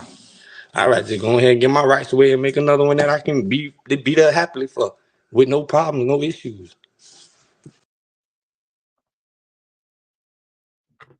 And that's what you want to stand by, Pain? Yes. But there's so many. I believe that there are a lot of men who face this same situation. JR, what do you have to say about the video? Do you think him and his stance is a valid one? Do you think it's common today where guys don't want to go the legal route and they also don't want to fight a woman to see their child, and so they just give up and they're just like, all right, well, I'll just go make a new one? I mean, it's unfortunate that we have men, humans, I just say humans because it ain't just men, who are just unstable and shouldn't be creating children. I think that she vetted the wrong guy, he vetted the wrong woman, so they just cancel each other out. I think that I have enough information based off what he said, because if he didn't want to go through anything, then he should have strapped up and made sure that a child wasn't created. And he had total control over that. And I get it, right? Some women are difficult, but that's a decision that he made, and that's a responsibility that he made. The child is innocent, so he needs to step up and, fight for his responsibility. I mean, that was a choice that he had at the time when he was in bed with her, and that's just the consequence of it. So now that child is here, the child shouldn't have to suffer. And if he wants some rights, I've known men who was able to get rights, just like he just don't care. And I highly doubt that he's gonna go to another woman and treat that child any different. I just think based off what he's saying now, I don't know the guy, but based off what he's saying, it just sounds like he just effed up individual. And his psychology and thought and how he looks at life and creating children is just off the rim. Okay. Yeah. Kenny, Oh, sorry. I don't know if Kenny went No, yet on this one, and then we'll go to you, King. I think he eating. I'm sorry, Kenny. I apologize. Okay, go ahead. No, King. I'm up. Okay. Okay. I bought enough Pampers in the 3 months this baby been alive. I did my justice. Negro. Tell us what you... Okay, tell us the real crux of the discussion. That you're up. 3-month-old baby. Let's use the time frame given to us. But your butt is up on Kendra G looking for another woman to fillet. Really? And you're so quick to dash away your seed. The one thing in this world that would love you unconditionally is your baby. Until you do something otherwise. I have to empathize. At one point in my time in my 20s, I lived with my sister. And my nephew was born. Me and him was like Wonder Bread and cheese. When I came home from work, his eyes lit up because he knew I had those cheese doodles he liked and his other little delectables. And I could at least feel a part of what my sister felt, knowing that she had a child that loved her unconditionally because he loved me. If I hear a man, Pookie, Ray Ray, is so quick to discard his child, I don't care what it caused pain. Pain, you sound disingenuous. You would give your last dime for your daughters. Don't ever listen. You can't fight that battle for him. I'm not. That is the thing that is disgusting, that keep good women away from us, the regular plain fellas that just want a hello and hi and to have somebody love them. They get these individuals, and I want to quote R. Kelly before I digress. One man can make one woman hate all men. That song is ringing in my head right now. And you can tell how many women that one man could affect. I digress. Can I respond to this? There's real good examples of people talking more about this now. I can't think of the comedian that was on Club Shay Shay recently that talked about how Lavelle Crawford. Yeah, Crawford. Yeah, he talked about how he didn't know who his dad was, and his mom would always bad talk, his dad and things like that. And then he actually met the guy, and I think Lavelle even said like his mom was wrong in how he kept his dad away from him. And there's the average guys that are talking a little bit more about this as well, how the mom's making it difficult. There's a guy who's gone viral for sharing how he's trying to be in his son's life, and he's trying to do the right things by serving to establish the parental rights, just to then be able to get the proper visitation court, because the mom won't let him. And by all accounts, at least from what he's showing on social media, he seems to be a good dude, but he just put his seed in the wrong woman, and she's keeping that kid, his son, away from him for no reason. It happens. I can kind of understand what that young man is saying. I don't agree with it, but I do understand it. I want to ask y'all something real quick. And you can correct me if I'm wrong, but is there any law that will stop a man from getting visitation rights? No. There's no law. It's just not working right. It just doesn't work right. The law just doesn't work. I mean, no, wait a minute. He asked everybody a question. I mean, there's no law against it, but there's more than enough empirical evidence that just going through the courts does not adjudicate the fact that a woman keeps a kid from I'm not saying that. I'm just talking about for him to get a piece of the pie. Is there anything that's preventing him from going to get visitation rights? No, right. Unless most people something abusing that kid, that's the only way. Unless there's abuse, some sort of abuse. So most people don't want to do research. Most people don't want to work. Like, people just want things handed to them. I understand it's going to take work, but we can look outside of that. You can give people the game on how to level up, and they still won't do it because it's too much work. They lazy. There's nothing stopping him from being able to get visitation, at least get visitation rights. You know what? I just disagree. I fundamentally disagree with everybody putting this shit on the man and not the woman, even up to the conception. Listen, in every state in the union, in every court, at every level, a woman has the right to say no when a man wants to have sex with her. In the courtroom, like you just focus. Wait a minute. Now you say, I don't even talk that much, Payne. I don't even talk that much. But you made a statement. Okay, go ahead, Jay. I'm gonna just defer to you because of your position. But no, man, go ahead.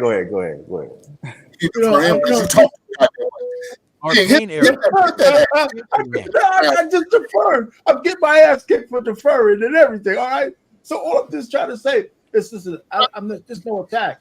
All I'm just trying to say is that when a man has sex with a woman, she has the right of first refusal according to the law everywhere.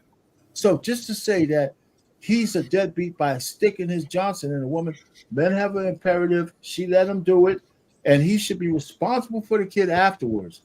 But she has to let him be the father, and it sounds like she doesn't want him to do that. And Ebony K. Williams, how much more do we need from women to tell her all they look at us is some seed and sperm? She's on a big platform talking about all a black man is good for is his seed. And we let that shit pass. I mean, come on, man. Why we keep okay. because we let people just do anything to us. I mean, you know what, men should have advocates. I'm not talking about any of that. Like I'm not saying that he's not being done wrong. I'm not saying that she's not difficult. I'm not saying that she's not denying him that. With all that being said, now that we said, okay, this is a possibility, what can he at least do? And what did he do? Like, he created a child along with her, right? Okay. You know, they did it together. And if he wants to see his child, but she's denying it, there are actions that he can take to be able to at least get visitation rights outside of everything else. I'm not denying, I'm not trying to place blame on anybody. I'm saying like, if he was to come talk to me and tell me about the situation, the advice that I would give him is say, you got to go get visitation rights. I've heard plenty of stories where the woman was doing the guy wrong and he cared enough for that child and he went the length in order to get visitation rights. I've even seen it where guys got full custody because they found out that the woman was unfit. At least start something, and then you got a paper trail. And if he's a stand-up guy and doing what he's supposed to do, the tables may turn and he may get the child full custody. You don't know. At least try. The only thing I'm hearing from him on that particular show is that, hey, she been difficult. F it. I'll find somebody else. Yeah, he doesn't. I'm not disagreeing. That's true. Like, and he made the statement of not wanting to go through the trauma and the pain of being there for his child. Yet the child didn't ask to be here. And so you don't want to go through the trauma and the pain to fight for your child, but you want your child to find you years later, you know, when the child will understand. And honestly, most children won't understand. It takes the Lord, Jesus, prayer. It takes so much for you to actually get to a point later on in life where you are okay with what happened to you. It takes so much healing to get to that point. So most children don't get to that point because you do have a mother in your ear probably calling you everything in the book except for a child of God. And so the child has to hear that up until whatever time that they decide to look for you, if that's what they decide to do, because they've been, you know, indoctrinated with so much hatred towards you. So the thing that he is trying to avoid is going to be the thing that happens to his child. And that's where the cycle continues. And so he's trying to avoid something that's already in him, because his dad couldn't have been there. I don't know if R-Pain said it or JR said it, but the one thing that is lacking in him is passion to be there for the life that he created. R-Pain is like, you know, I understand him where he can make another life and she's not allowing and this and that. But again, you guys both made that child together. So if you want to walk away and you want to have this, you know, I don't care type of attitude, they usually say how you do one thing is how you do most things. So it's almost like you must go through life with type of attitude. But I do see this being an issue with a lot of men, and you would think that men would stop sticking their thing in just anything. It's not going to happen. Because when you are dealing with a woman who you don't know, who you haven't vetted, you don't know what she's been through, you don't know who she's connected with, you don't know who she's intermingling with and getting her doctrine and her theories and her theology from. Well, you don't know any of that stuff and you just hot to try, you just want some ass, then this is what you sign up for. Exactly. You sign up for a woman who is not going to be cooperative. You sign up for a woman who is not going to be team us or at least team dad, so dad can see his child and be an active member in his child's life, even if me and dad are not together. You sign up for the chaotic and the inconsistencies of what that comes with, because when you're not vetting a woman, she can do anything to you, and your first response is that fight or flight. And most times men a lot of men don't men if you're not in a situation where you're married and things like that, there are a lot of men who are not going to stick around for a child. And I'm not saying that there aren't men who are not going to do it, but if a man had to decide, do I live my life and, do what I need to do, or am I going to be raising these children? They're going to pick doing what they need to do. If you're not married and things of that nature, it takes a man who has a passion for his family, who has a passion for his life, Exactly. to actually fight for his children, because he's fighting for his DNA. He's not even looking at you as part of the problem. So, you got to be, he brung this on himself, and the things that he's trying to avoid is what's going to be birthed inside of his child. And then the cycle is just going to continue. Go ahead, Jimmy. By the way, the lady that was just talking, that is really good sense. And I love you, baby. And Jimmy, I got 4 boys. My boys are all in their 30s and maybe older. My oldest one is in their 40s. He was born in 1983. And the lady that was just talking there, what lovely sense that was, because when we all have children, we are all responsible for that child. And that child bringing up and maybe trying to be maybe responsible for himself. And all you people in the room, I do believe in you all, and you all have lovely outlooks on life.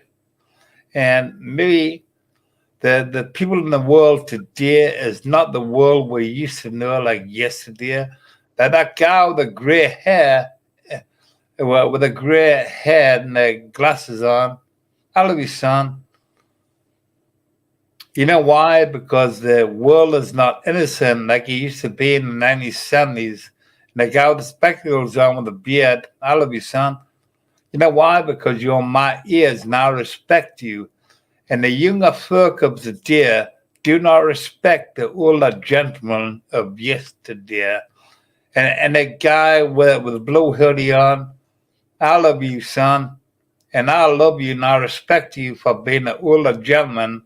And it's a shame that maybe the younger generation of today don't have the respect which they should have.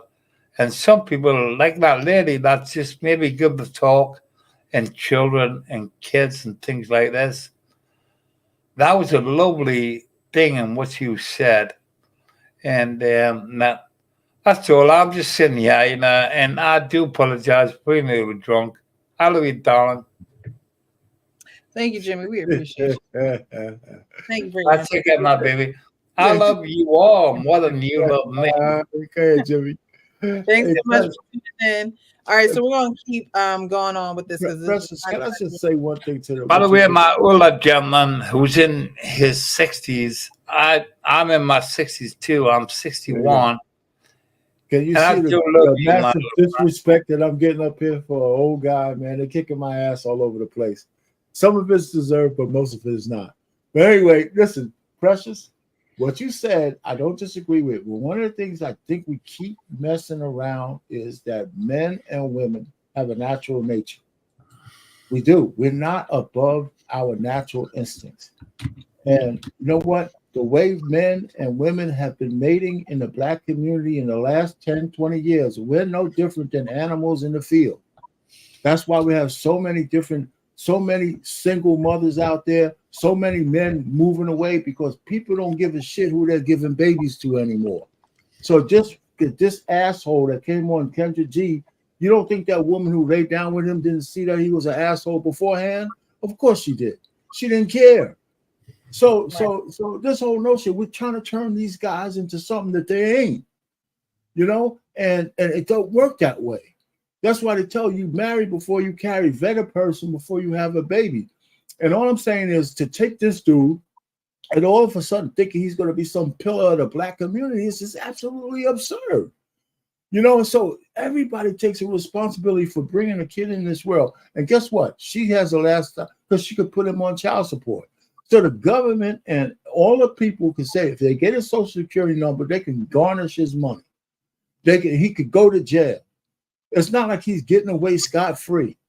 So, so it's not like he's just walking. If he doesn't have any kind of footprint, he might get away. But if he does, that baby mama could destroy this dude. Put him in jail, no job, no license, no nothing, if he doesn't comply. So it's not like he's getting away scot-free. I just am an advocate for men. I think men are too easy to destroy ourselves in this diaspora. And I just can't take it no more. How much do we have to pay for the shit that everybody else does? I mean, come on, we have our part to play, but we ain't the only Lone Rangers out here that need to be responsible for everything because we're the men and leaders. You know what? We don't control the sexual marketplace. Men don't. Women do. So let me just land it there. I mean, you control the participation you play in the sexual marketplace. Yeah, you're right. You're right. It's just too deep to talk about. Listen. How many men turn down sex? Most men don't.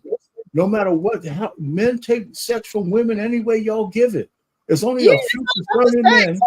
It's about protecting yourself and understanding that after this act, we're both responsible. And if I do try to take care of my child and you give me hell about it, just know I'm going through hell and high water for my child. Like that's all.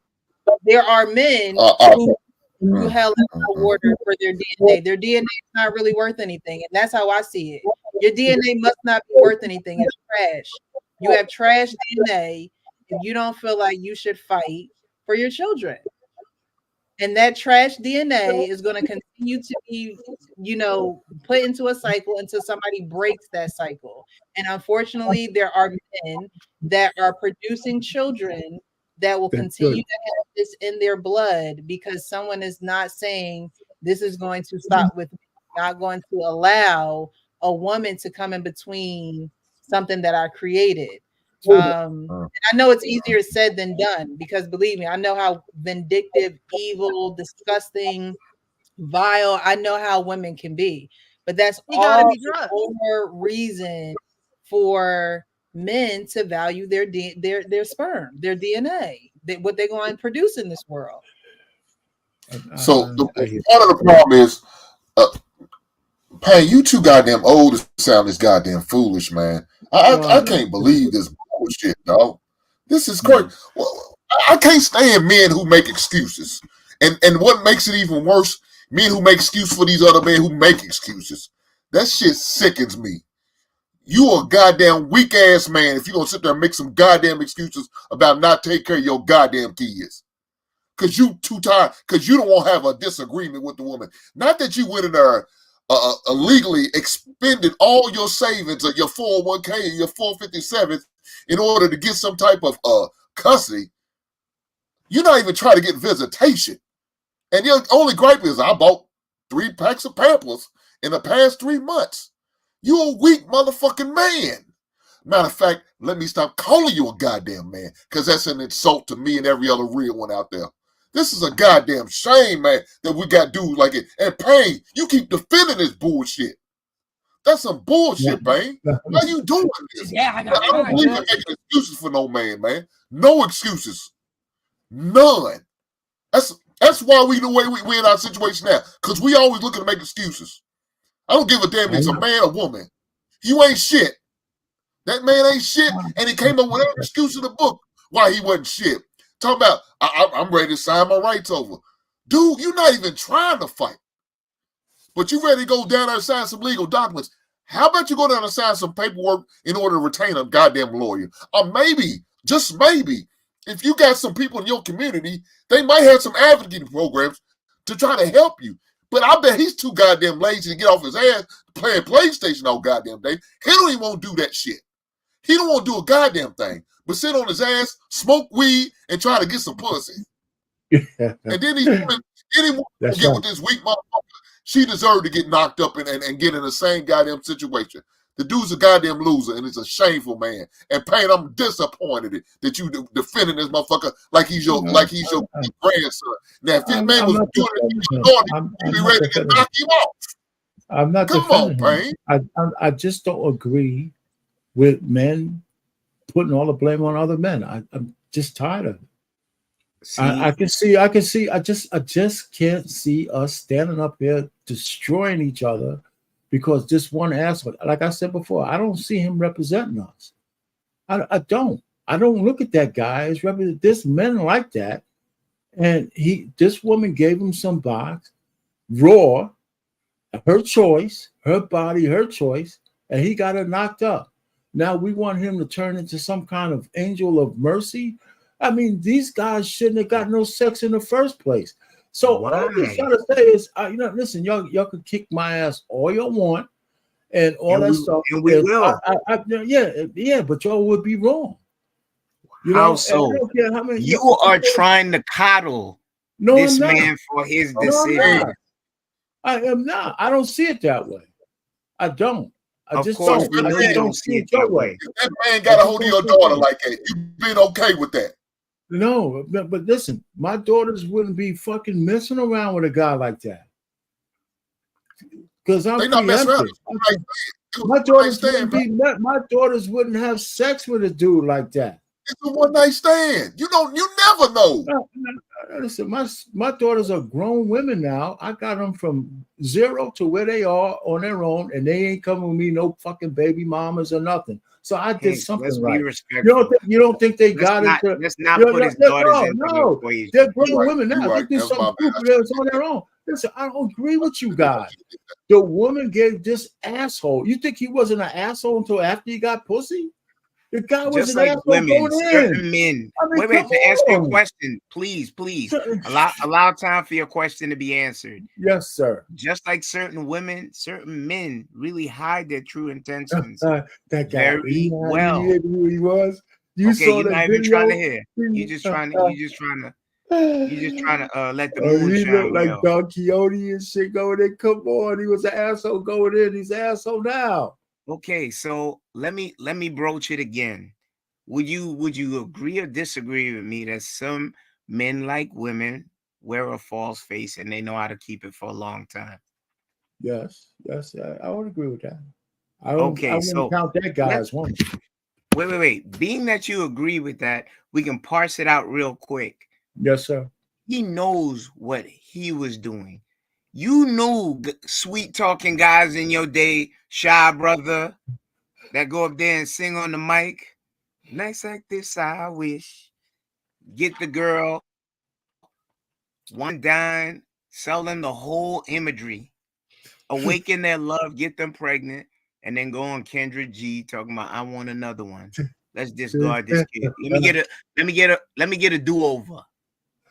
No, listen, okay, Kenny, you make a nice little thing you're trying to do. The guy can barely conjugate a verb on Kendrick Yee, so all of a sudden now he's donkey. Now he's some kind of William Penn and shit with the chick to get laid. Come on, he was most of the dudes that I know had lyrics. They couldn't read a book, but they know how to sweet talk girls out of their panties. So now we're making this guy into some kind of like chameleon that he's so good. The chick wanted to give him some box and she did. Raw. Dead raw, and then all of a sudden now he's supposed to be some paragon of virtue. I mean, some people got it. I don't agree with that. He was a bum. He was a bum going in.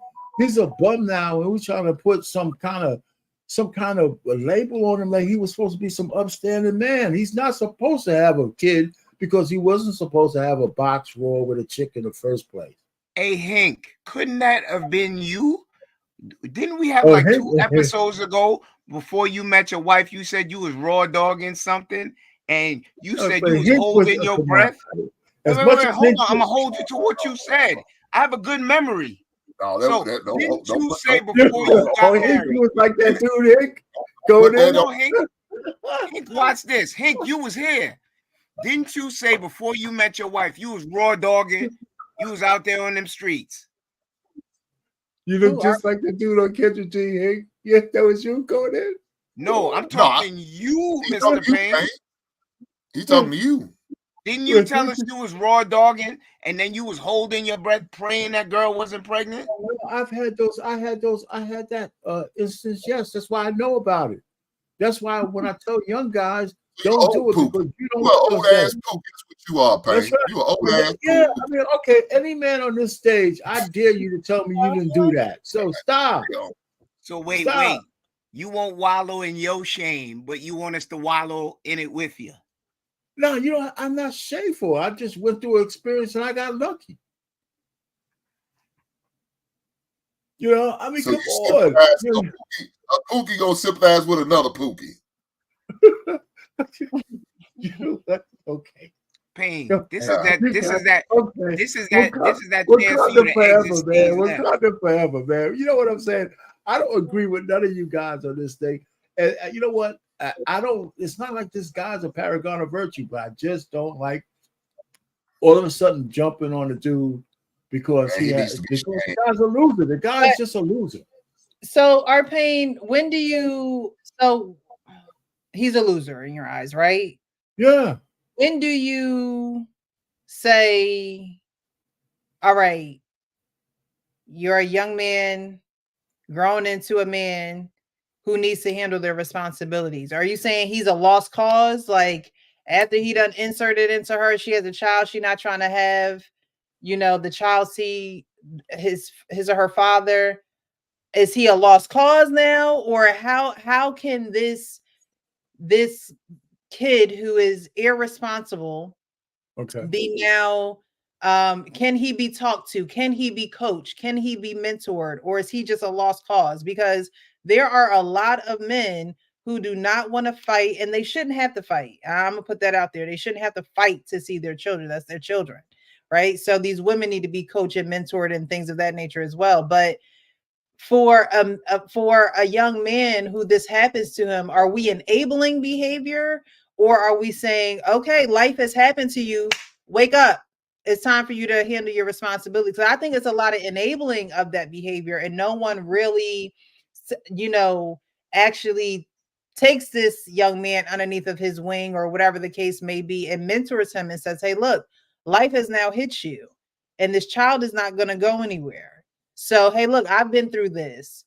I'll go down to the courthouse with you, or I'll let you, you know, I'll inform you of something. There's a lot of things that young Black men don't know. And out of fear or out of feeling like the reject or the corny one, they won't admit that they don't know these things. A lot of Black men, they also talk about the statistics about school, education. A lot of Black men are not trying to handle, you know, Black young men, I should say, responsibilities as far as filing that paperwork, going down to the, you know, state office and doing all the things, right? These are things that women usually do, and they have to pick it up and they have to learn it. Somebody got to teach it to them. Ain't nobody trying to help. So they go through these motions, but these are not motions that young men go through. So my question is he a lost cause, or is someone like this who now has a child involved, this child in X to be here, you know, you're the kind of person that's like, well, hey, if he can make a new one, he can make a new one. He's a, you know, but then you have a community that's going to continue to do this as well. So would you tell this young man to get mentored, or would you just say he's a lost cause, he's of another world, and he's going to die off, and we're not going to have to worry about him? That's a good question. There's men who are lost causes, but I think that we're trying to minimize things that nobody wants to agree with about men. You know, I mean, and I don't understand. We got men around this panel.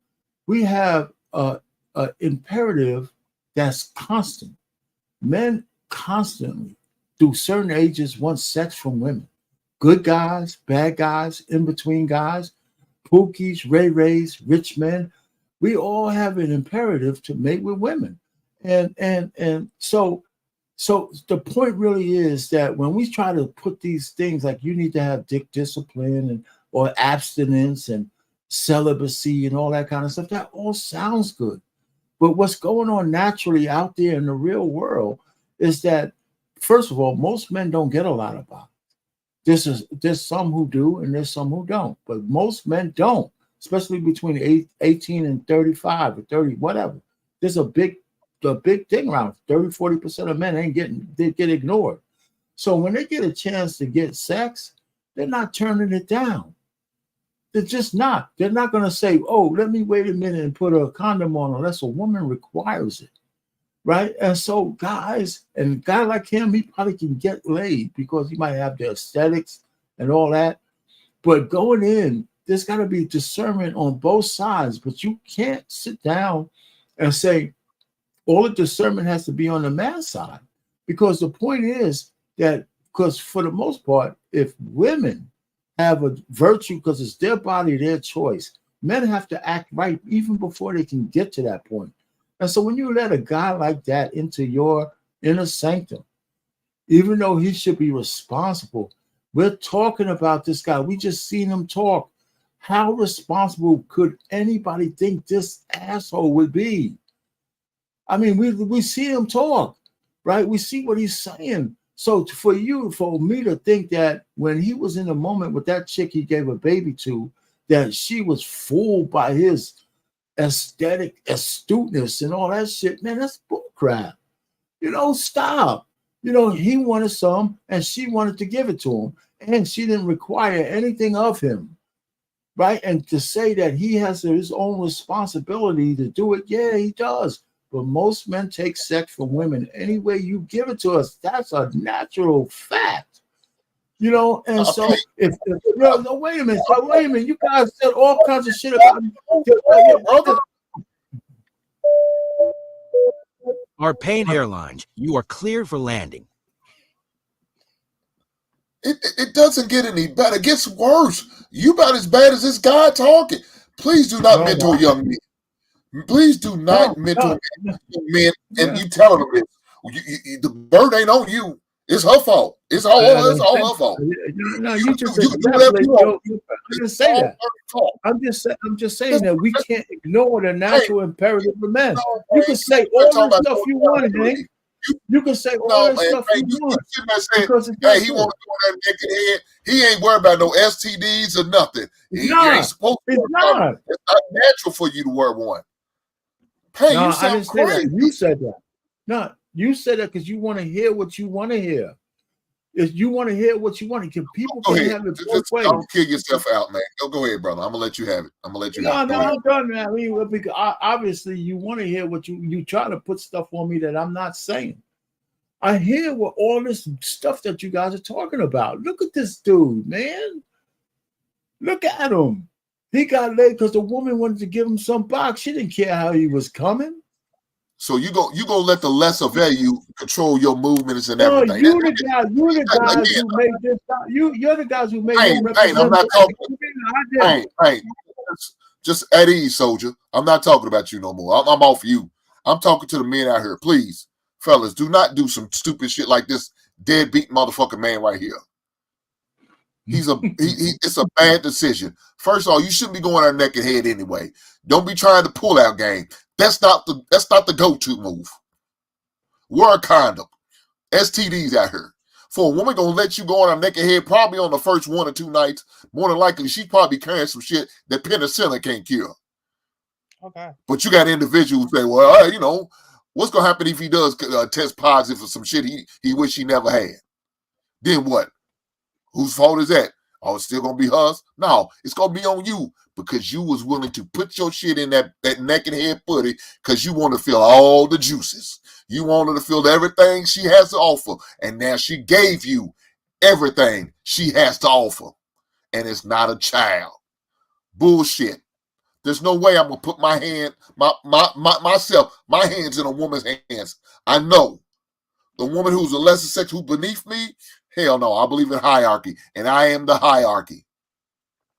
I determine on how I move and how I operate. A woman doesn't determine how I move or operate. And she's not going to determine when I'm going to have a child because I'm not going to give her that privilege unless she's blessed with my goddamn last name. That's some bull crap. Men, stand up. Be men who you are. If you go out there and make the mistake and make the decision to get a woman pregnant, then stand up and be the man that you are and take care of that child. Do what you have to do. Get your visitation right. Get establish paternity. First thing you need to do, establish maternity. Make sure that child is yours. And once you determine that child is yours, make sure you are in that child's life by any means necessary. All right, we're going to keep going on with this and then close out with this. It sound fucked up, but at the end of the day, It's only as fucked up as you gonna make it. Well, let me jump in. You do as you may, but I will say this: the baby is innocent. The baby He innocent, but at the end of the day, he innocent, but I ain't suspect. Like, wait, what? He innocent, but I'm not the suspect. Like, You're not I'm just what? as innocent as he is. I'm saying, he innocent, but I'm not the suspect in this situation. I'm just as innocent as he is. No, you're not. No, you're just as responsible. Yeah, I'm responsible, but I'm not like at the end of the day, like the way the game's getting played on my end, I can't help but be the way I am with it. Like, well, let me jump in again. The baby is innocent, and as I know he is. Okay, stop cutting me off. Stop cutting me off and hear me out for a second, and then we Go ahead. rebuttal after. But I'm gonna get this out. You still have time. The child is young enough for you to man up, become a man. Whether I don't know about her, but I know of women that have tried to keep children's dads away from the child, and I saw these men do what they had to do to be a part of their child's life because they became a man. And at the end of the day, you laid down with her, you created this human being, and as a man, you should want to step up and be a father to that child. The child's 3 months, so you definitely still have time. I think you should reconsider that decision. To be honest with you, how are you gonna feel when the child becomes 5 or 6 and knows that? And again, I'm not taking away from mother's. I don't know her situation, but I'm literally thinking of 3 situations where I can honestly say these baby mamas were crazy and they were doing things to keep the child's father away. And I watched these men do all that they had to do to be a part of their child's life. And I think you need to do that. That's what I did to the point where police when he was being born, the police was called to the hospital. Police being called every time I'm trying to see him, to the point where they're like, well, no, I mean at this I don't want to deal with him. You have to go the legal route, it sounds. That's why I say at this point I don't even want to deal with it. The legal route wasn't how he was made. But the legal route, and in all honesty, the legal route wasn't how he was made. So I'm not going to raise my son through no legal route. Like I shouldn't have no give court. Up on this human being. Period. I shouldn't have to live up under what the court want me to do or how the court want me to deal with my son. The court wasn't there when I made him. The courthouse wasn't in that bedroom. So why the courthouse got to be there to deal with him? The ignorance. And wait. R-Pain, that's your king? Come on, man. Listen, I just don't agree with you guys. This guy's a loser, man. She went and sat with a loser, and she got a baby. So it has nothing to do with what he is. Let's walk this through. Shit. But by you calling him my king, that's just bullshit. I just don't agree with you guys coming down on this guy. And giving a fucking bitch some no fucking responsibility whatsoever. She slept with this dude, man.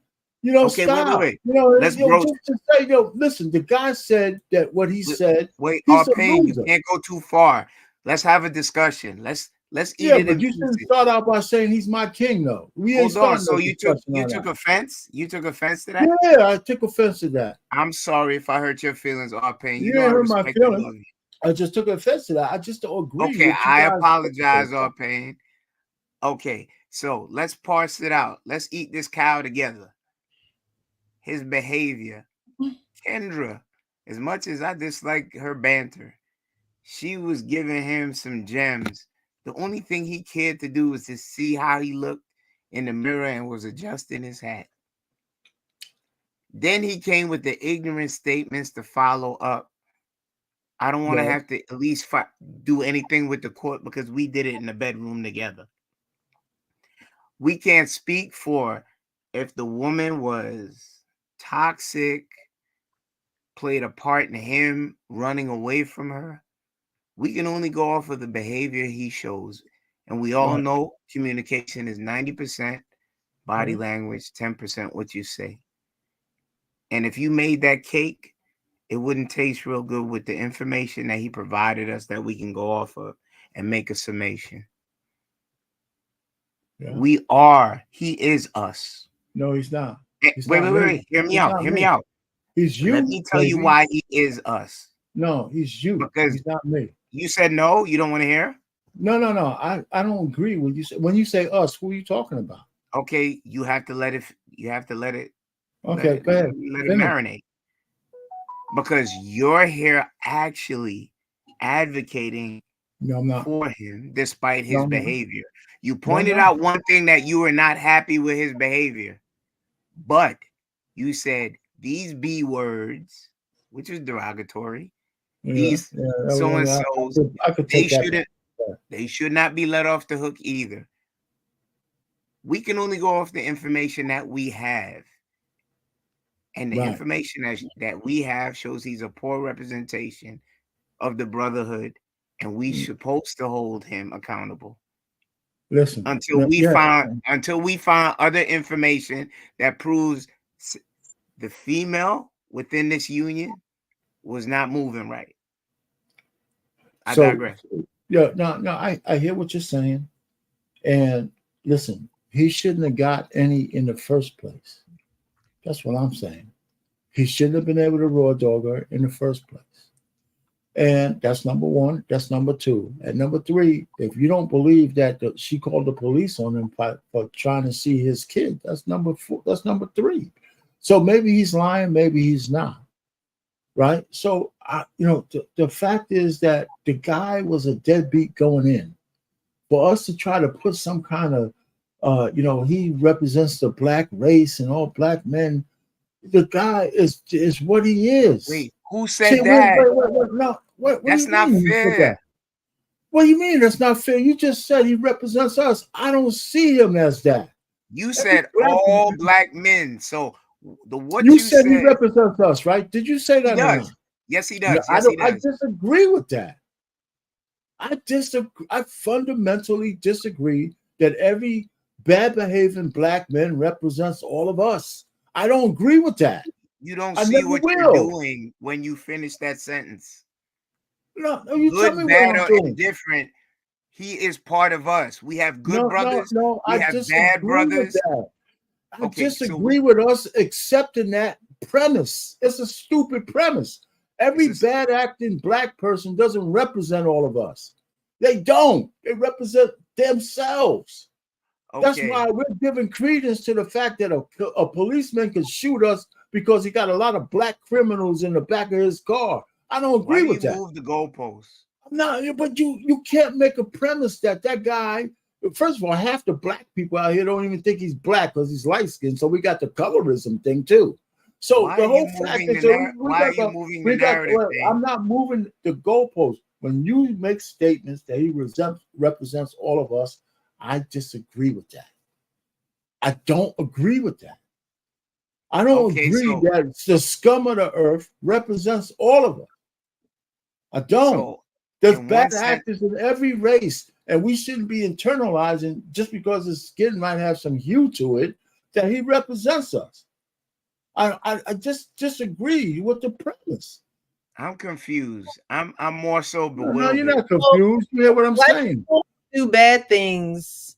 You're pretty much saying they're bad black people, so we're not going to even look their way. Like, is that what you're saying? What I'm saying is that here's one bad actor who got a woman pregnant, who allowed him to get her pregnant, and he doesn't want to be the father of the kid. And that's it. It's no more deep than that. So, and for us to extrapolate that all across the board with all the stuff that we're saying, like, oh, you know what? Because you don't want to condemn this one guy. Well, I'm giving leave to every man to do something stupid like him. No. I'm just there are many men that he does represent that are in our community that do that. Yeah, that's right. And that's exactly right. We have too many men like that and too many women who want to accommodate them. And that's how our community has been so destructive in a long time. And what I'm saying, the fundamental change for that is not us just internalizing it as black men. I don't think that's where the fix is. That might be part of it, but it's only part of the fix. Okay, so what's the solution when we have these men in our community? Are we to ostracize them? Are we supposed to treat it like 300 the movie and kick them in a hole? we don't take accountability and hold them accountable for what they bring to our community and the outlook as black men, aspirational. I think we should take a holistic approach. Alienation could be part of it, but that's not all of it. Is that I mean, helping? wait, hold on. You asked me a question. I'm thinking if we ignore the basic nature of men and women and our sexual relationship, I think we can't really come to a real solution. Just by being mad and calling names and all that kind of stuff, I don't think that's the fix. We've been doing that for years, and it's only getting worse. It's not getting better. It's just like when they used to say no to drugs and expect everybody to just adhere to that, or just be abstinent, and that's all you need to talk about and teach about sexual relationship between boys and girls. I mean, it's not enough, because the natural inclination of people, men and women, are to have sex. We can't ignore that. We just can't. We keep trying to ignore that just by saying that, you know what, if you're irresponsible, it's the men's fault because you're the leader. Ignoring it. No. Yeah, well, it seems like you are. You know, because we have to, if we're not ignoring it, then we have to accept that some dads are going to just be deadbeats. Yeah, I know, man. So and that's not okay, though, Payne. That's the problem. I didn't say it was okay. I'm not saying. Well, see, you guys keep adding that in. I'm just saying. Payne, how about you, Payne? You cannot hog the mic. You got to let somebody else talk. You're not a good listener. Listen, you stuff, man. I didn't say it was okay, Hank. I feel like I'm talking about life. God damn. I mean, if you're gonna come at me correct. I didn't say it was okay. I just don't agree with your premise. You're saying it without saying it, brother. You're saying it without saying it. No, when you sit there defending this stuff, talking about we can't come down on the man. Why not? That's part of our problem now. We don't come down on men. When a man, look, there's no way this dude could be in my circle and he comes up talking like this. We would roast his ass, talk this shit up. We would shame the shit out of him. There's no way he could be in my circle. But it sounds like he could be in your circle, Payne, because you'll work on men like like the white flag is that we'll take your sick, your wounded, your male, your main, it doesn't matter. I'll take it. And I'll make excuses for you. I will come up with every reason. This heifer is bad. She's wrong. She should have never gave you the box, especially gave it to your naked head. And you are take him in. You can take all these bad motherfuckers, Payne. Since they don't represent you, you can have them all. I don't want them motherfuckers.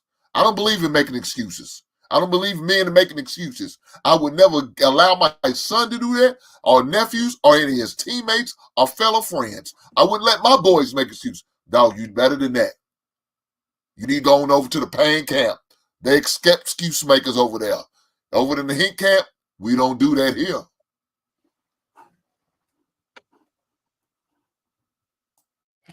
I think I from what I gather, it seems like Payne is like, you should have left him alone so you didn't have to deal with the loser that he is. But I think what we're saying is, but we're here now. So now that we're here now, we can't still say, oh, well, he's a loser, or I shouldn't have gave him none. Like, now, yes, face those realities of you shouldn't have did what you did, and, you know, handle your business and take care of your responsibilities.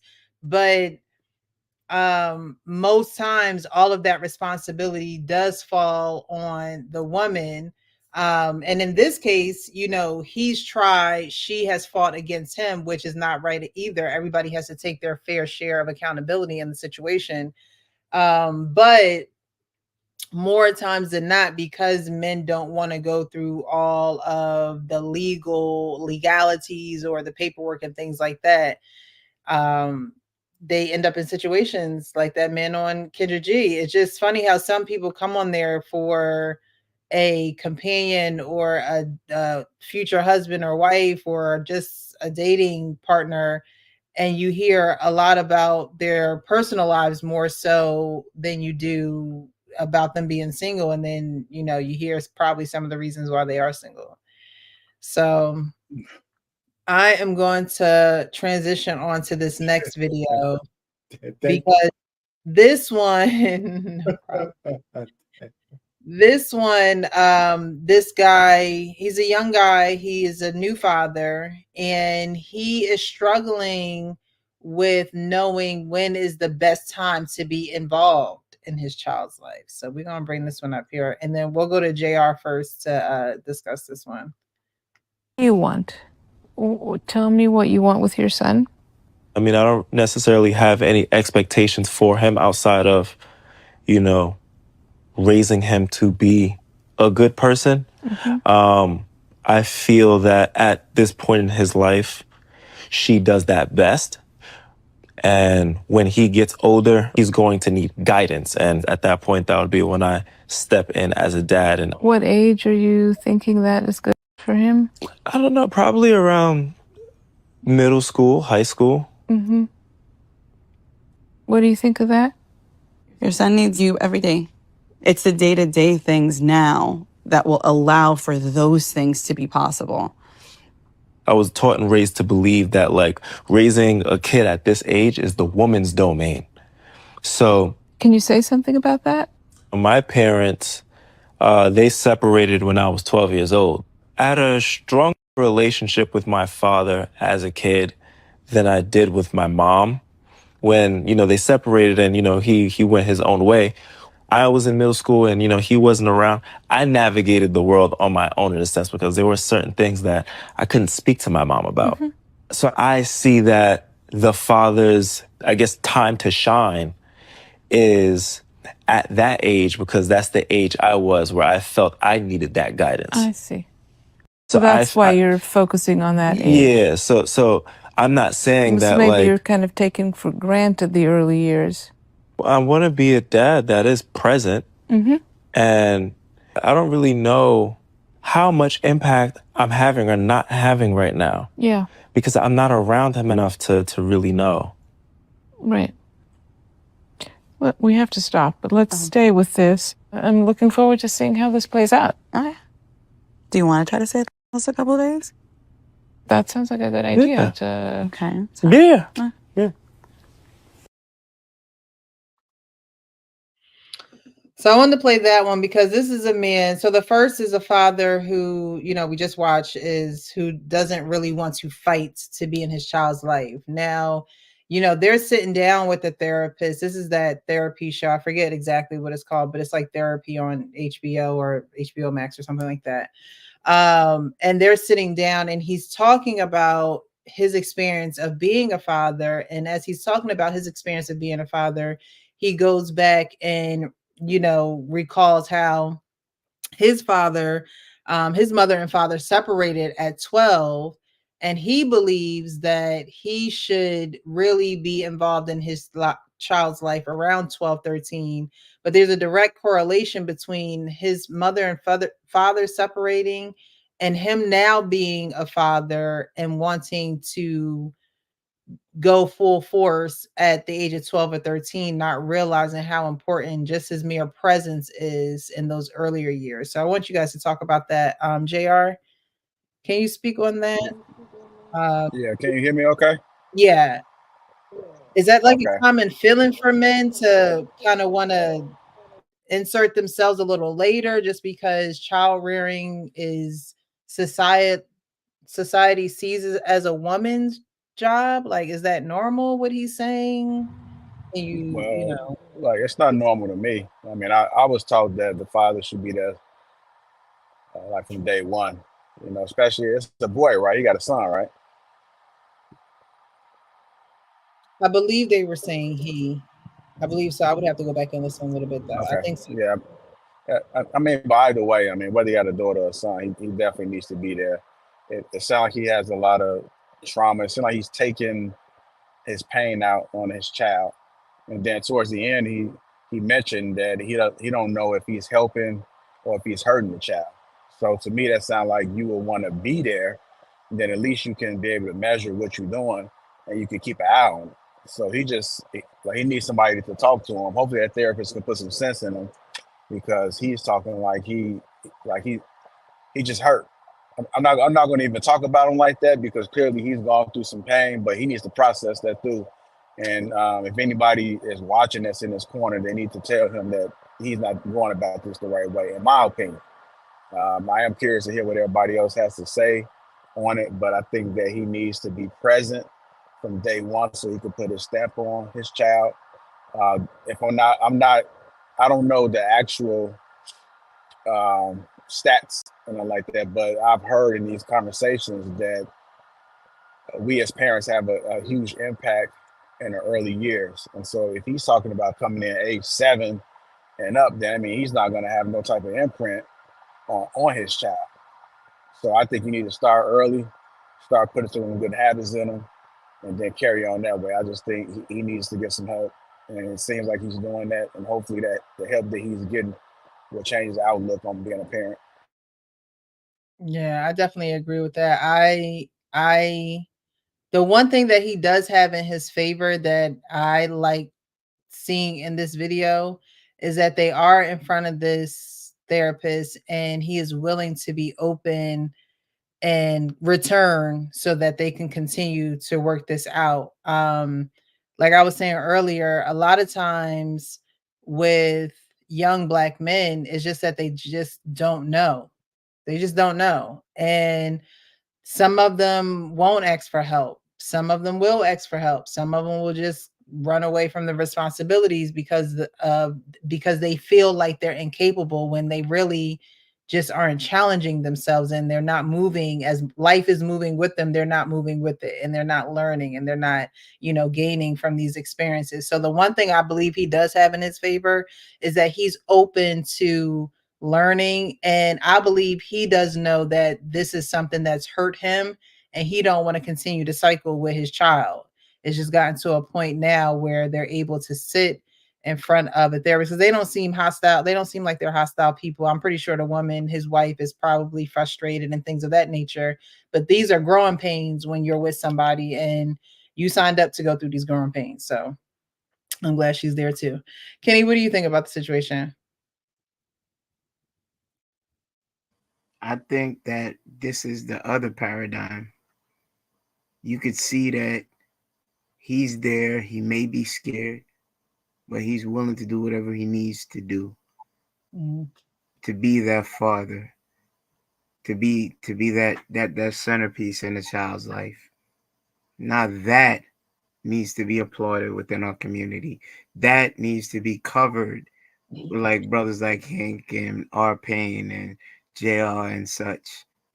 Good brother, keep doing what you're doing. If you need help, you need a little talking to, you need a couple dollars, we here for you.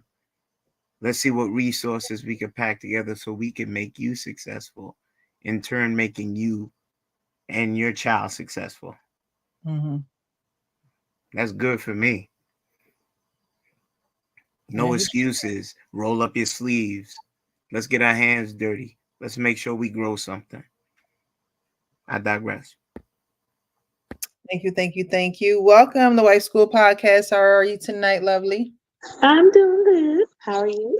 Good. Thanks for joining us. We're going to go over to Hank and then we'll come back over to you, Wife School Podcast, okay? Got it. All right, Hank, what you think about this brother? He's in therapy with his wife, talking about inserting, not really knowing, the effects of being around his child right now, because he's not around his child that much right now. But because his mother and father split at 12, he feels as though that's when he'll have the greatest impact on his child's life. So do you think that's the best outlook to have, or you think life experience kind of just molded him that way? Yeah, I think it's bad. It's terrible. His father was a bad example of a father, and so he has no idea. He has no life lessons. He's been set a bad example. So his thing is, I'll wait till he's a teenager. It's too late then. It's too late. So now he can't get mad when his son start acting like his daughter. He can't get mad when his daughter start wanting to wear a dress. And I don't even know if women wear pantyhose anymore, but if she decided to want to wear those, he can't be mad. Because you decided to allow your wife, to take over the relationship and to raise your son to that point. And guess what that boy's gonna do? Kids learn by paying attention and watching and mimicking what their parents do. And if he doesn't see the father enough, he's going to respond and act like the mother. So if that means when he gets upset, he starts just boo-hoo and crying all the time. Why? Because he's acting like his mother. Because that's you see how she responds. How she acts to situation. How she acts to certain things that goes on.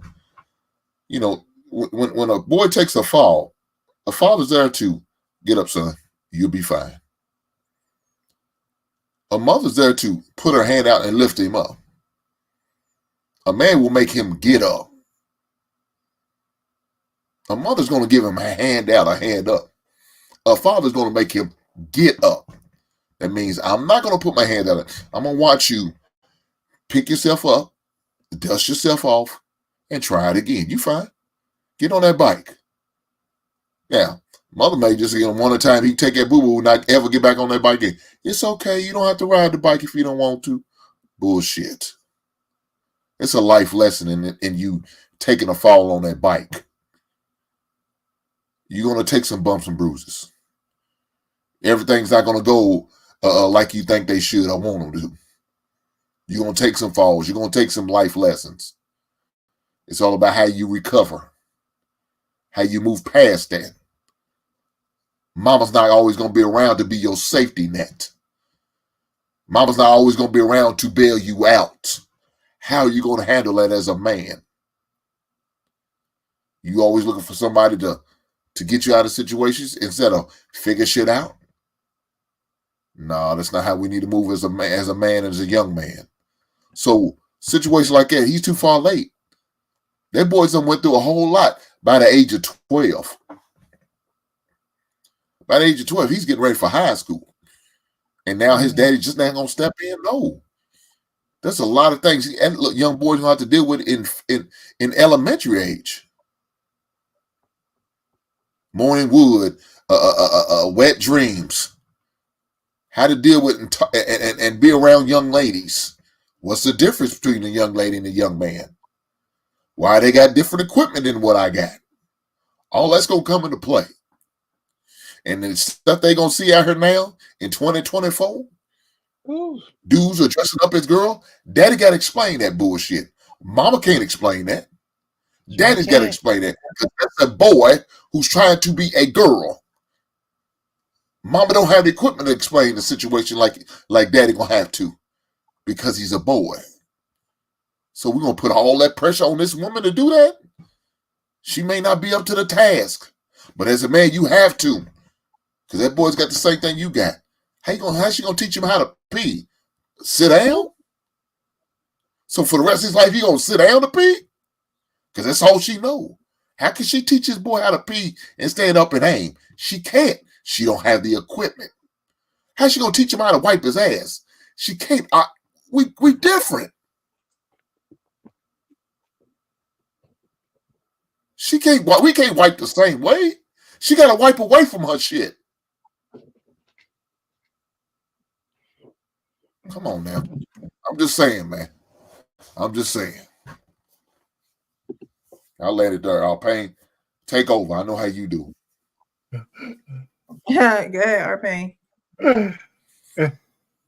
Listen, you know what? Listen, I agree with Hank on this one. Listen, waiting till 12 years old is much, much too late. There's too much life that's lived in those all affirmative years. One of the good things I heard is that it seemed like the woman on the couch was willing to, cede responsibility to him, and he wasn't willing to take it. Not at that age. Now, after a kid finished suckling on her breast, he's ready for a man to come in and be present as much as possible. So we're talking about 3, 4, 5 years old. I don't know when you stop breastfeeding, but it's different for everybody else. So maybe 3 is a good 2 or something like that. So I can't see a man with a kid who's responsible like this guy who wouldn't want to be involved from day one. Even if if you're with a woman and she's still breastfeeding, I mean, they aspirate milk into a bottle, and doing some of those midnight feedings and shit like that. I mean, I know I did that. So, You know, so I mean, he seems like he wants to be responsible. He's more representative of the kind of guy I would even care about. And except that he's got it wrong, because waiting until 12 is too late. You know, I heard some other people on these panels saying, well, give the boys to their father at 7 years old. I think that's too late too. I think you should just be involved all the way through. And if you can get your boys, the earlier you can, the better. As simple as that, you know? So I would agree with that part. So I don't have any problem with the guy. I think he's a little skewed in his age. So he wants to take responsibility, but he should do it a little earlier. That's all I'm saying. Okay. Wife School Podcast, what do you think about the clip? Let me try to think. I admire the guy being there, the father being there in therapy in the first place, because I know a lot of people aren't comfortable being cut open on the table like that to know your thoughts and feelings. I think the mom, her body language was real stank. Looked like she had a lot of things she really wanted to say, and acknowledgement that she was probably being wrong, keeping the dad, or I don't know what this situation is with the 50-50, I don't know. But the way her face scrumpled up when, you know, him just talking, let me know that sometimes women make it hard for men too. So I don't want to discount that. And they probably don't want to be around because the moms make it hard.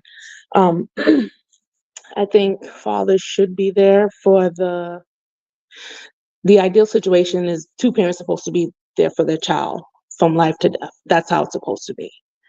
And I kind of agree with what the man is saying about the guy taking the guidance later on, because basically early on in life, you're just changing diapers. You're just being superhero dad. That's mainly what you're doing.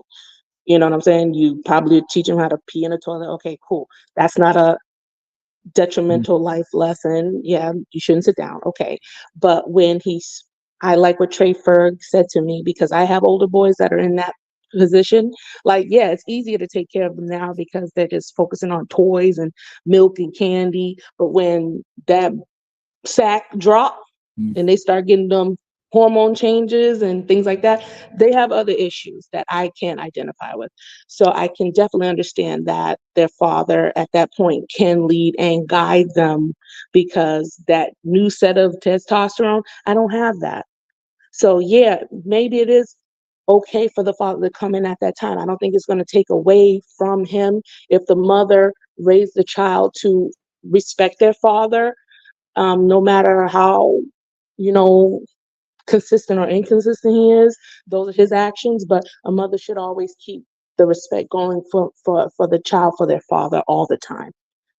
That's what I do for my children.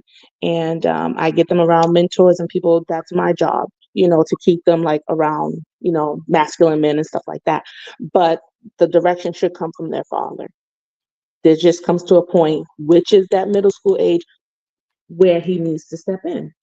And so we can't discount that. So whether that's his situation, at least he knows that that's where I need to come in. Now, if the mother tries to cut that off, she might have some more problems in the future. You know, so that's why I kind of admire her that she said, okay, she realized, she's like, well, do you want me to come over a couple of days? Because, so what was you doing before? Why didn't you offer that to the man before? You know what I'm saying? So that just got me thinking about her and her, you know, how she's getting in the mix between her and the child.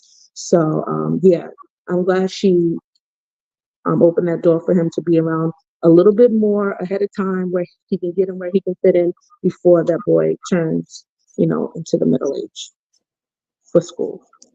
Yeah, it didn't say if they were married or anything, right? Did it? I don't think it. What do you want? Tell me what you want with your son. I mean, I don't necessarily have any expectations for him outside of, you know. Because this is couples therapy. So I'm wondering if maybe they're not married yet. And they're just going through this. Raising him to be a good person. I feel that at this point in his life, she does that best. And when he gets older, he's going to need guidance. And at that point, that would be when I step in as a dad. And What age are you thinking that is good for him? I don't know, probably around middle school, high school. Mm-hmm. What do you think of that? Your son needs you every day. It's the day-to-day things now that will. Okay, so it doesn't look like they're married. Okay. They're in I couples retract that. therapy to make this right. And maybe they could be working on their relationship too. They're just not married. They just, you know, have a child together. So I didn't know that for my common knowledge of the video. So when we're talking, I'm like, I wonder what is the dynamic of their relationship, because I know this is a couples therapy show. Arpane, did you go on this one? Yeah, well, I was going to ask you a question in White School Podcast. What do you think about her saying that the kid needs you day to day? She did say that. So to me, that's a tacit admission that the door is open for him to be involved early. So what did y'all think about that? I personally believe that your child does need you to be there day to day. A lot of things are not taught, right? So you don't necessarily always be talking to your teacher, to your children to teach them. Your presence alone teaches a child how to have peace. It teaches a child how to not be antsy. It teaches a child not to be, impulsive, because they can see that their mom and dad, or at least we're talking about dad in this sense, is not someone that's just going to jump off the handle, or someone be around and still have that comfort and go to dad and just lay around with dad. We ain't always got to be hanging off a mommy titty now. Okay, you could go sit with dad and be in solitude with dad, because that's probably what dad is doing. He's not doing the most, like mom is probably doing 10 things at once. And or dad can be involved and he can be very hands-on. There are some fathers that are very hands-on from day one, because they know the importance of that bond. They know that, somebody try to tell me something about, my dad. No, you can't tell me nothing about my dad, because we have that type of bond. You know what I mean? That does start day one. I think that it's just a different bond than the mother has with the baby, because babies are so small and so delicate. You ever go to a hospital and men don't want to hold a baby because it's so small. Men don't even want to be responsible. They don't want to drop it. They don't want, so it's kind of ingrained in your mind, like, okay, mom does all the nurturing and and you go to work and blah blah blah. But even down to your voice, a child remembers his father's voice just from you being around, from her being pregnant. So many studies, and this is just from me, studying childhood education and things like that. But there's so many studies that show the significance of a man being around in the early stages, and men don't really think that there's a significance, or don't think that there would be a huge difference. But it's a huge difference between a man who's around in the early stages and a man who, comes around in the teenage stages. It's almost like the child the child knows that that's just his flesh and blood, but it doesn't have a connection with flesh and blood. So Princess, on that point though, a lot of people don't realize much of parenting is serendipity. Just by being there, you catch stuff by just being around. Yeah, and, just by and so you can correct things and put things in the right perspective when they happen. And so that's one of the biggest thing about, even if you're an involved father, but you're not with the mother in the house, you're going to miss stuff, because the chances you have to fix things when you're around is not there, because you're not there. And I've had so many different instances with my daughters that if I wasn't there, I would have missed something that they said, something that they did, that I was able to correct in the moment. And so, so he's thinking about middle school. Like, I agree with him, even though we're enemies today. Being in middle school is too late. Absolutely too late. You got to be there early. Precious, can I ask you a question? What's the difference? Okay, they're talking about the situation now. If the parents are too toxic to be around each other, isn't that being caught as well? So what's the difference between you staying around and the situation is bad, as opposed to you not really being there and coming around where you have a little bit more, it's a little bit more peaceful and conducive for what the situation is because the parents can't work it out. So is there a difference or is there some similarity? Because you don't want people say, well, it's better not to be, around because it's unhealthy for the children. So where is it? Where's the fine line? I don't get it. I believe that you can be involved in your child's life without having to, if you guys can't communicate or are too toxic, I still believe that you can be involved in your child's life and not live inside the home. The thing is, both have to be dedicated to learning. When you have a child, your new parents, it's going to bring out so many things in both people.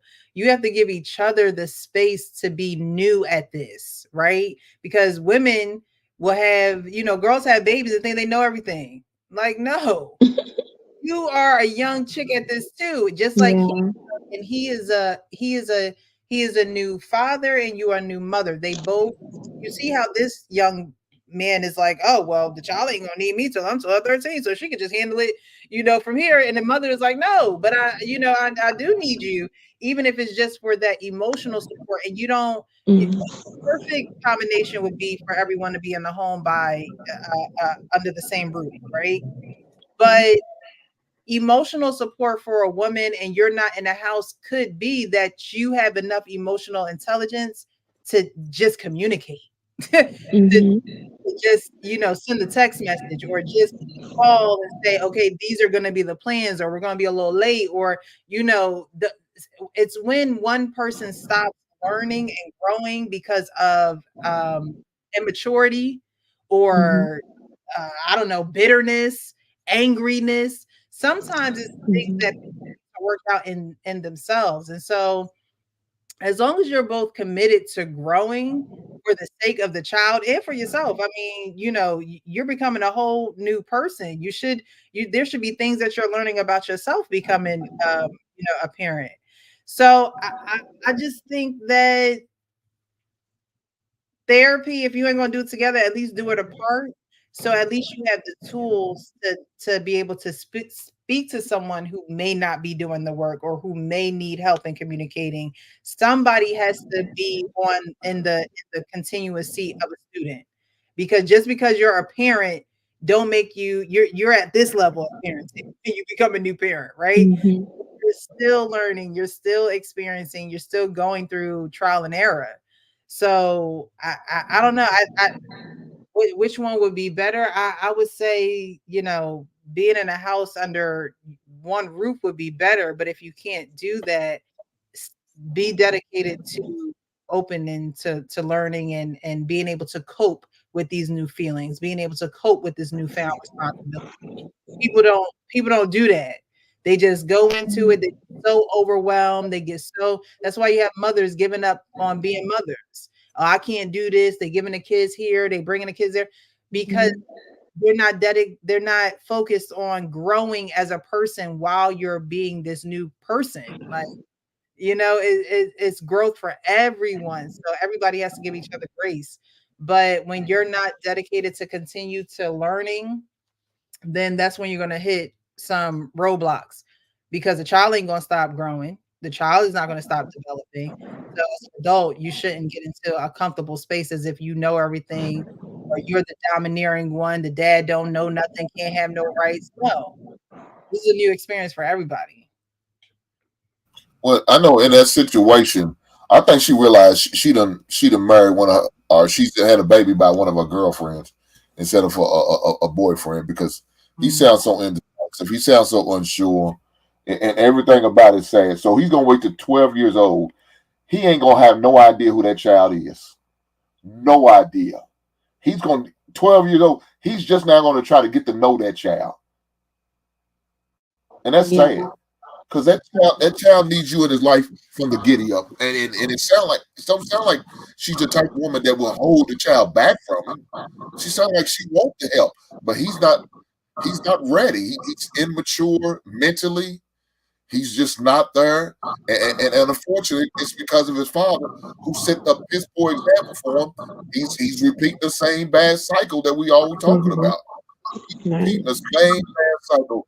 He's not trying to be in that child life until I think so. And when I felt like I needed my father was 12. No, dog, you need to be in that child's life way before 12, because that child is going to mimic shit he sees on a daily basis.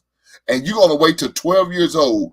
Now, this child is not going to know how to be a boy. This child is going to act like he's a daughter because he's going to act like what his mother does. He's going to see what his mother does, how she acts, how she carries herself, how she behaves when stress is on. Look, the one good thing about about men, is that a father will not sit there and let a baby boy pout. Stop all that crying. Use your words. A mother will just sit there and say, baby, oh, come on, baby. No. He knows how to use his words. We need to stop talking this baby shit to him. I never did that with my son. I learned that with my daughter. We stopped that then early as possible. And with my son, I never did that. That baby talk is a waste of time. Learn how to communicate by talking to your kids. Yeah. That's how we talk. I'm not bullshit. That's mumbo jumbo. And that's not what we talk. That's not how we talk. We talk like we need to talk. Talk to your kids with real words, not this bullshit. So that's how you learn how to communicate. So if my son's hurt, what's wrong? No. Stop all that crying. It's nothing wrong. Tell me what hurts. Why are you crying? Why do you feel the need to cry? And that's what we did. Force him to talk as early as possible. I mean, it was to the point where, look, dude, you're not going to get nothing to eat when we go to this restaurant because you ordering your food. Your mama's not ordering your food. I'm not ordering food. If you don't order your own damn food, because you can read and you know how to talk. And if you don't, you'll starve. And I'll eat in your face and won't feel anything. Open your mouth.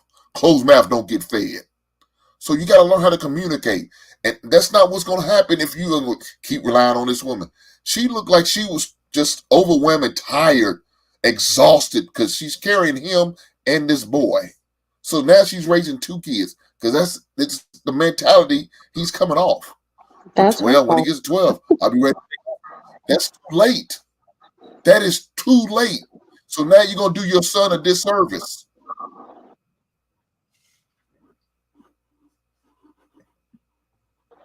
Yeah. I was saying that's her fault, essentially. Yeah. Anybody else want to speak on this topic before we go to the next and final topic of the evening? All right. Well, I guess, sorry. I talked to Hank on that. Like she's saying, the woman is overwhelmed. Like, that's our fault. We choose who we have children with. So if we didn't have enough know-how to identify that we were so stigmatized and swooned by words that we couldn't identify that this guy didn't have a good upbringing, we didn't ask enough questions, we're laying down, we're having children, and we're, putting our children into another man's trauma, that's not good. That's something that we have to take accountability for, and not just, pat her on the back and say, well, I'm overwhelmed. Well, you are overwhelmed for a reason. And now you have to make it right by trying to, like how she said, get the child into the man's presence as much possible, maybe even turning them over a little bit more earlier. I don't know. But we have to be more diligent into the men that we are joining up with. It's very important. I agree with that. I definitely agree with that. Because I think the thing is he wasn't assertive. And so she was okay with him not being assertive because she was able to say what she wanted to say. He was sensitive. He listened to everything she did because he wasn't assertive. He never stood up for anything. And he let everything go by the wayside. And she was good with that at the time until she needs him to be assertive now. Now that he's a father, you got to be assertive with kids. You can't be passive all the time with kids. And if you are, them kids will run you over.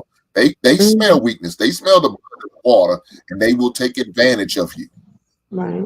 I know this sounds bad as a parent, but yes, kids will take advantage of you. Hey, see the lesser ones, mama, daddy, can I have it? Daddy said, hell no, you ain't having nothing. Go in there and go to sleep. Mama, can I have it? Yeah, baby. But after you eat this, you got to go to bed, okay? And guess where they're going to continue to come to? They're going I've to done come to that. mama. You have it. Now I got to go to bed, and I'm okay with that. But I get to have a cookie every night before I go to bed. Oh no. And then his mom and dad divorce, right? The father's mom and dad. And so he's coming from a environment where his mom had full control. He said he had a better relationship with his dad, but it could be that he had a better relationship with his dad because, when you go to dad's house, it's not like you're being raised per se. I'm not saying that his father didn't raise him, but it's almost like the fun house because you have all these rules and restrictions and disciplines at home, and then you go to your dad's and it's almost the reverse of, hey, you could have this cookie, just get out of my face, or like, you know what I mean? You're not here all the time, and so enjoy this luxury or enjoy this treat or whatever the case may be. So the roles may reverse a little bit because his father was not present in the home with him. Now he's grown this passive attitude because he probably has to deal with his mom doing everything, and now he's become a parent and he saw that his mom did everything, and so he's relying on his baby's mother to do everything and just chill and kind of take the relaxed position. So this is a learned behavior from him. This is what he's seen. This is what he's gone through. And this is why he thinks the way that he does. So again, I'm glad that he's where he's getting help for it. A lot of people don't even, right. He's at a point when you have to change, you'll put yourself in position of places to be changed. He may be passive now. He may not have all the answers now, but at least he's in a position where he can get some type of answers and direction. So Arpain, Kenny, y'all went on this? So I said a little bit about it. Go ahead, Kenny. All right. I'm going to read some of these starred comments, and then I'm going to get into the last topic. And then the video after that kind of sums everything up and we can get out of here. So Kasim says, men can be initiated into changing his behavior just like they can be initiated to mature. It takes another man because iron sharpens iron. I always say men need other men. And it's so very important because after a while, women, you can't teach a man how to be a man. It's an instinctive decision. Only the strong can do the right thing. It's bigger than just us. It includes society and humanity. Empress says, seems like there's a lot of tension between them, and that's a barrier. I believe that could be an obstacle for him when co-parenting. Tension, there could have been tension. I think that there's a different level of compassion and a different level of a different perspective. He sees it a certain way. I wonder how she grew up, but he sees it a certain way because of what he's seen growing up. So the tension just could be they're just not on the same wavelengths when it comes to participating in parenting. Empress also says maybe he sees it being easier when he's older. That way he can call his son directly and not have to really deal with the mother as much. You got to deal with the mother either way. Any way you slice and dice it, you got to deal with the mother. I don't understand fathers who try to, say, oh, well, I ain't gonna have to deal with her if I do X, Y, and Z. It'll be easier. You always have to think of what's best for the child. You think it's easier for you as an adult, but for the child, will it be easier for them, or would it be, confusing and, why is he only here then at this time? And, the parents have to do what's right for the children. Some men, you just can't make them do right. You can lead a horse to water, but you can't make them drink. That's true. That's for everybody. That's for any and everybody. We all were created with that free will. We thank Hank for being here this evening. We're going to get into this last clip because you can tell how this impacted him just by his passion. He was the child, and his mother kept him away from his father. From my dad for 26 years. You know what kept me away from him? My mom told me that my dad said I was a mistake and kept me away from my father. Every time, this been looking for me since I was a kid. Yeah. He's been looking for me. I finally talked to my dad. He's a good dude. My mom told me my dad has not paid child support since I was a kid. I finally meet this. He has like envelopes full of shit proof showing he's been paying child support. My mom calls me. What you doing, baby? What's going on? I'm at my dad's house. What the f you doing at the house? Didn't I say don't discuss family business? My dad bust through the door and snatched the phone. I was trying to, like, no. He's like, hello? Put my son back on the phone. No, it's my son too. What do you want? Put my son back on the phone. And my dad loses it. Going in on my mom. And I'm listening to my mom. All that slapping, abuse, and beating me up, choking me when I'm on the floor, beating me with belts, wrapping hangers around other hangers. My mom turned into a 2-year-old little girl when my dad started talking to her. She talked to me like my entire life. He's yelling on the phone, you mad because I left you. And I didn't want to be with you no more. And you kept my son away from me as a weapon. Whenever my mom would get pissed off by my dad or my sister's dad, she would say, we'll never see your son again if you disrespect. So situations like that are realer than real, where the mom will keep the son away from their father because the mom is angry, the mom is bitter, the mom didn't like the fact that he broke up with her or they're not together anymore. Do you guys know anyone personally that has, gone through something like that? Because I think just like the first video, just like all these videos, but just like the first video of the guy not really wanting to fight because of what he had to fight with, do you think it's situations, or have you, had close friends who have these situations where the mom keeps the son away and, beats the son and manipulates him and talks down on him just to keep him away from his father? Yes. Absolutely. And that's why I came down the way I came down and, took all this heat from all these guys. I think we don't talk about parental alienation of men enough. I think it's so easy to just say a man is a deadbeat because he doesn't do everything in his mental, financial, and physical capacity to be around a kid with a woman who can do whatever. Listen, I've been around more than a few men like that. But let's just go to common parlance. Do you see what Angelina Jolie is doing to Brad Pitt? It's been almost 10 years. The kids are dropping his last name and all that. Listen, he might have had some faults, but it's hard for me to believe that he did something to those kids where they don't even want his last name. You could tell that that's parental grooming, right? So I just think we don't talk enough about the power of the parental parent who could control the minds of the kids that they have. And I've seen it happen close up front in my own family, and it's a horrible thing. It's horrible. It's criminal. And so, and you can just say, go to the courts and all that. We act like the courts all of a sudden are going to do the right thing.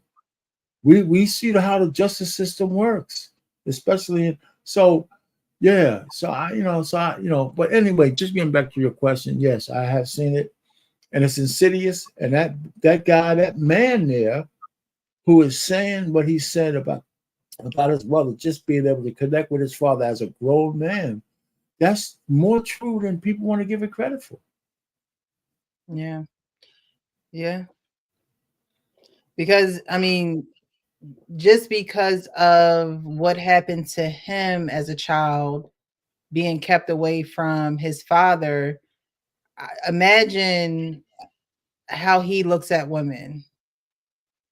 No time. Because, you know, mom turned out to be a liar. Mom turned out to be vindictive. Mom turned out to be someone who wasn't telling me the truth all this time. And so, you know, now I have no respect for mom. And so that's not going, that's when he get into a relationship with a woman, it's not going to, you know, that's not going to fix his mommy issue. He might think it might, but that's not going to fix the mommy issue or the issue that mom caused in regards to, you know, him seeing his father. Well, proper words from his father might though fix that. Right. You know, after all those years, proper words from his father might help him vet that better.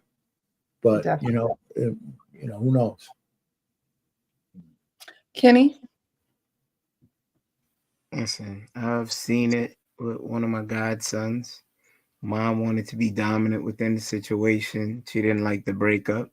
She was toxic. He got away from it. He wasn't a perfect angel, but he tried to make it work. She drove him away, and she would not let him see his son. Then he would try to send finance and stuff for his son, want to be doing things, and she would pretty much like corrupt the little boy's mind against his father to came to a breaking point. You're not my real daddy. My daddy would never leave me, and so on and so forth. And then she's standing there like that's okay. Because I actually seen this play out in the street. And you know, it's their situation. So I gotta stay quiet.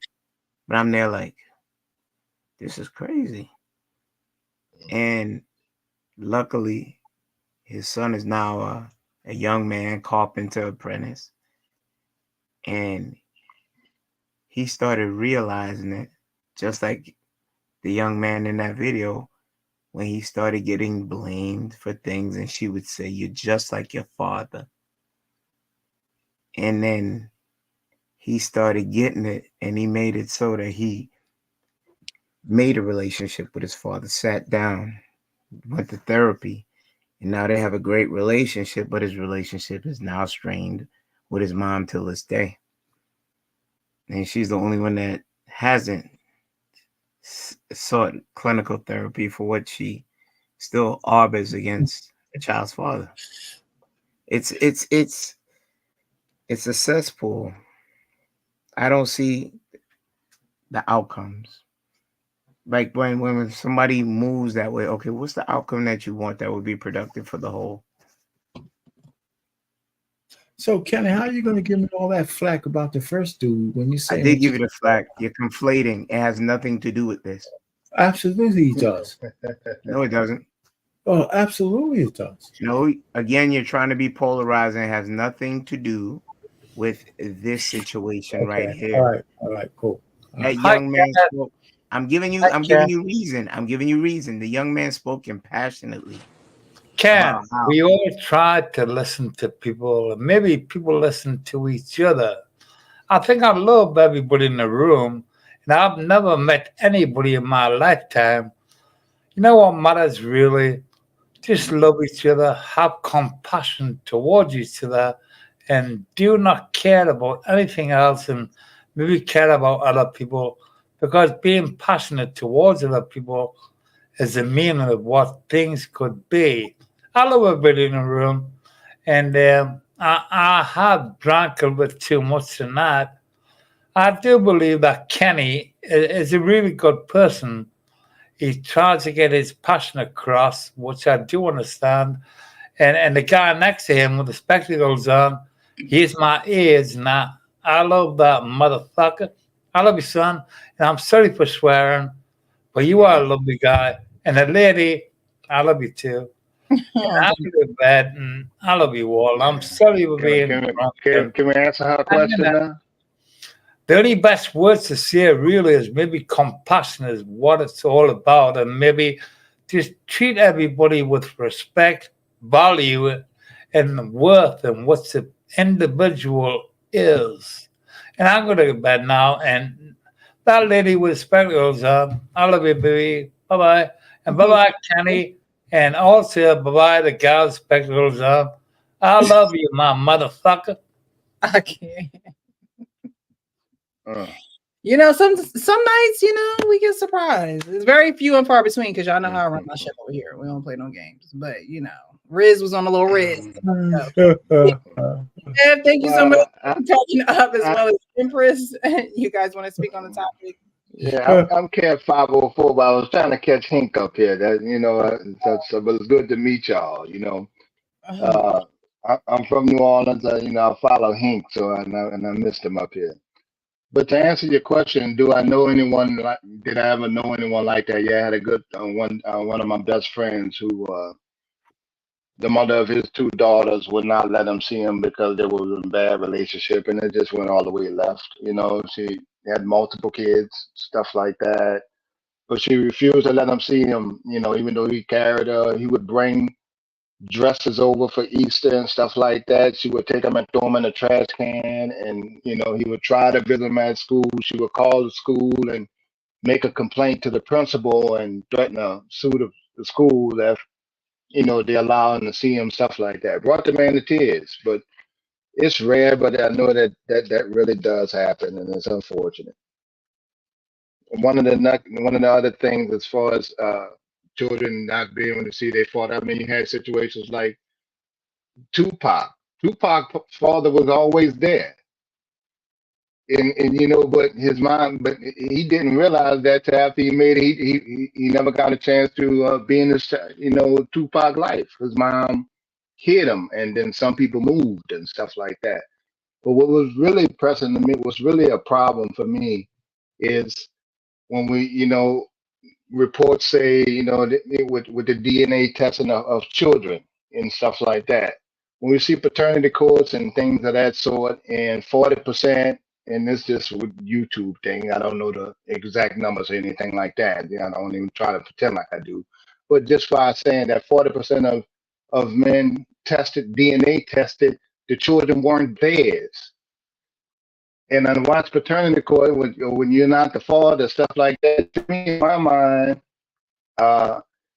you damn near kidnapping the child. The child, 20-something years old, don't know who his daddy is. He had brothers, he had sisters, he had aunts, he had grandparents. Those people never got to meet the child. So that particular lie just destroys a whole nother family. She never even got the child. The child never even get the chance to even meet the family. The family never even get to meet. And I think that's dead wrong. And there's no accountability for that. And I think if you go ahead and do the DNA testing and you made it mandatory, that it would go from 40% to 50% easy if you did everyone. And I think that's the problem as far as not being in children's life. Me, myself, I'm a single parent father. My daughter's 12 years old, right? And I have a 23-year-old. And I think I heard Miss Real Precious one time, you said a lot of men, they ain't gonna sign up to be a full-time parent like that. They don't.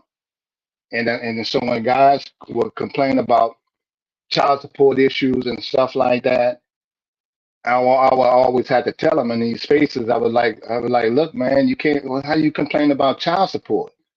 The average black man, I know Taz went through this, we went on his show, and the average black man don't even pay $200 in child support. I think it was down to like $75 maximum. And I'm like, well, y'all can't complain about that. Too many people watch entertainers and things like that. When I talked to one guy, he was like, look what Dr. Dre's wife had to pay. Well, you're not Dr. Dre. You don't have $1 billion. He's not complaining. Why are you complaining? You can't complain for him. So my thing was, even when I was a UPS driver and I had guys that paid $700 a month, child support or whatever it is, you still get the freedom. $700 does not even feed your child for a month.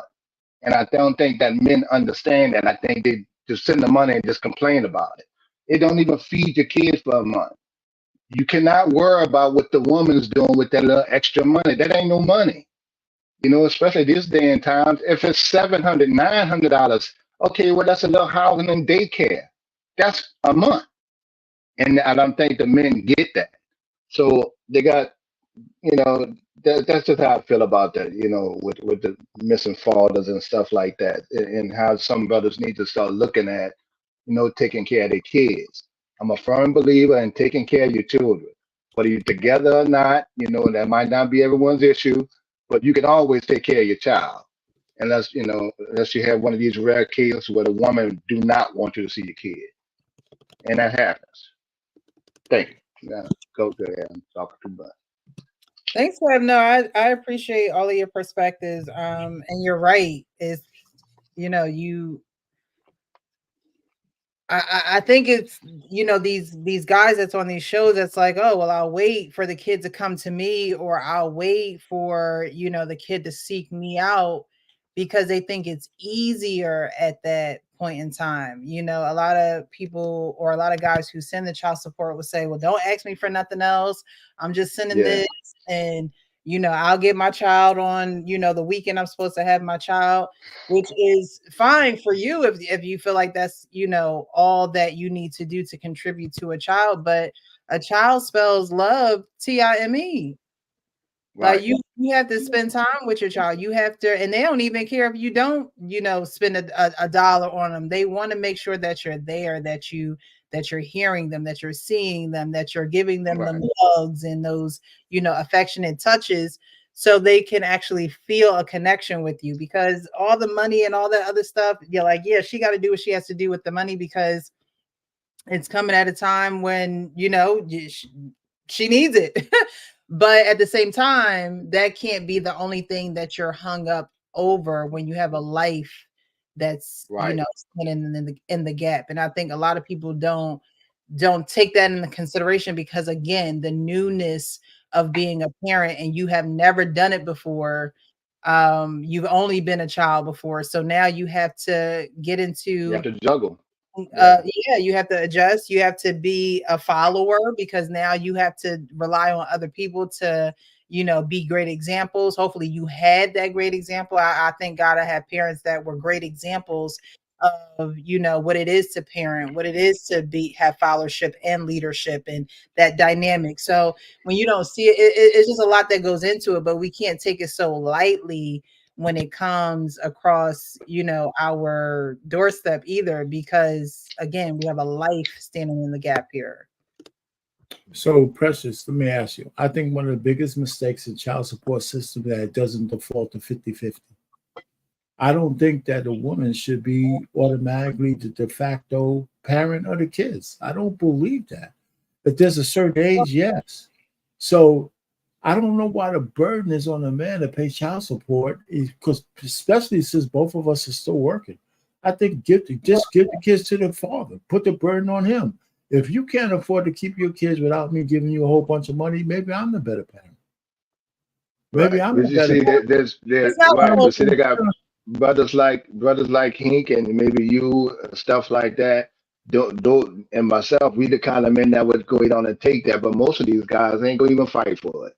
They don't even fight for visitation. Maybe. I'm not going to. You know, the same means you have the child, you know, is literally 50%. I know there's people who literally have 50%. So they'll have the child for, you know, 4 days or whatever. The other parent has the child for, but it's literally 50%. I'm literally doing 50% of the dropping off and picking up, and you know, the clothes, like everything. And you know, a lot of men are just not taking that on with the gusto. Like they're not like, you know, they rather go game at the gym. Like, you know, they're just not diving into that role. And that's why I've been playing. It's kind of like this. It's like the same guy that you might see in these spaces who may, you know, criticize baby mom, look up to Future and the other guy who got 8-9 kids spread all over. And the first thing they would say, he got money. Yeah, Nick Cannon. Well, he can't spend time with all of those kids in different damn states. So that's no different than a kid that grew up in the hood. Where I grew up uptown in New Orleans. You know, that's no different. I've seen guys that work in, you know, in the French Quarter, Bourbon Street, who wash dishes, you know, and stuff like that. Waiters, bartenders, you grow up in the service industry, who spend time with their kids. And to me, that's more of a value of a man, of a parent, definitely, and installing things in the life than just making some babies and sending, you know, a couple of dollars, make it till the time you go pop in for birthdays, you know. But it just is different how how some people look at it. You to be hands on is to be a hands on parent. Yeah, I mean, I agree. I just think that 50-50 starts the point where the negotiation could be more beneficial to the kids, because you're starting on an equal footing, men and women. And there's a point where definitely a woman should have the kids, especially if they're still suckling, right? And then and so there shouldn't be no argument there. But once they get to kindergarten or something like that, maybe that should change. And I think since we put the money in the forefront of all of that kind of stuff, I think we do the kids a disservice, because if it's 50-50 between me and you, we got room for negotiation between us without the courts. Right. And to be honest with you, most times, I don't see women really holding back. Now, I did say that one particular case, but for the most part, women didn't have a problem. They'd be like, come get him, come get him. You spend a weekend, you go take him. So if it wasn't that, I think more women would be more willing to give more time to the men. The men just don't want it. They don't take advantage of it. I agree with that. You know what? Like me personally, I'll come get me. We'll come get him every weekend. He can hang with us, go to you for school and stuff, and we fine. But dudes don't do that. I agree with you. I That's think why if they you call don't it have any bluff. more relationship with your girl, I think that she would relish the time to have free time to explore herself and do whatever she got to do if she trusts you with the kids. I think we don't explore that enough. That would certainly be, if I had a problem like that, that'd certainly be one of my sweet talk with a estranged mom. Hey, listen, give me the kids, go hang out for a while. I got them. And when I first started my YouTube channel, my brother, is Care 504. I came in making videos. My daughter mom passed of breast cancer when she was 3, and so I was a single parent. Yeah, I appreciate you. But I was a single parent, and I hear these dudes, and I said, look, man, there's no reason for you not to enjoy being a parent. You can have fun with this, with your kid. And we made short little videos of, going to Home Depot, getting the paint a room, stuff like that. You can do that. Now she's 12, so we're going to make a little video, time to build a computer. I don't know how to build one, but we need to build it. Time to learn, things like that. And you can make it fun. It ain't no doom and gloom with this whole parenting thing as men. And I don't get why they running from it. And especially if you don't have children, you shouldn't really be talking about it. We can give you some advice on what to look forward to and things like that, but there's a whole lot of enjoyment to it that they miss out on, because they're concerned about the wrong damn things. Yeah. And now when Miss Precious said the court, I mean, I understand what you two saying, that maybe you, and I know Hink feel that way, maybe you give it to the best option for the kid. Okay, well, yeah, some situation, it is better for the father to raise the kid. But overall, like you were saying, Mr. Payne, it's good for, that cooling age, they cuddling and stuff like that. It's okay for the mom, but you can work together and get these things done. For the betterment of the kids. Betterment for the kids is both of y'all work on it and put the time in my opinion. So, and that's what I think. And I try to tell these guys here, man, with the red pill and mandatory stuff like that, man, it's not that damn serious, dude. Just spend time with your kid. And stop worrying about what the money, what the couple of funky dollars you spend is spent on. Just take it as that you put it as going to feed your kid. That's it. And just be a good focus on being a good father. Unfortunately, some of these fathers didn't have fathers and they were raised with their mothers and they had I didn't either. attitude and sassiness. And I hate to say this, but it's true for some men. They don't grow out of that, yet they have a growing child, right? So the child is not even enough for them to grow out of this immaturity that they're in. And it's not even the fault of the person that they had a child with. It could just be that they just never had that growing up. Right. And a lot of people go into parenting with these father wounds, with these mommy issues, the daddy issues, and they will continue to not grow, stunt their growth when God has given them an organism, a being that is supposed to help them grow. Kids teach you so much that if we just slowed down and we went back to, like the word said, to being like children and having the heart of a child and carefreeness of a child and the simpleness, you know, but we get grown and we have babies and we think we know everything, and we don't. And so they don't take the opportunity to actually heal and say, okay, God, what are you trying to teach me? This is probably where I got smacked in the face. I shouldn't have been doing something I should have, shouldn't have been doing. And we're here now. And some people, they get there now and they don't learn. And they still mad at the world. They're still bitter. They're still angry. Yet the child about to be 21 and out the house. And some people just don't grow. And that's the biggest part of this, working, is for you to be able to have that open mind to continue to grow, because that's what the child is going to do. I remember when I had my daughter, when I was breastfeeding and doing all that, and I was so exhausted and tired, and you're just trying to do everything. And the doctor was like, well, when she sleep, you sleep. Why you feel like you gotta do everything? Like when she sleep, you sleep. So that's what I would do. When she slept, I would sleep. So like we in this thing together, like, you know what I mean? So I just think that certain people see it, and I don't know if it's like a deer in the headlights. They refuse to change, they refuse to grow. But children really bring out the people who are either going to be up for the game, because it's not for the weak and the weary. It's definitely not.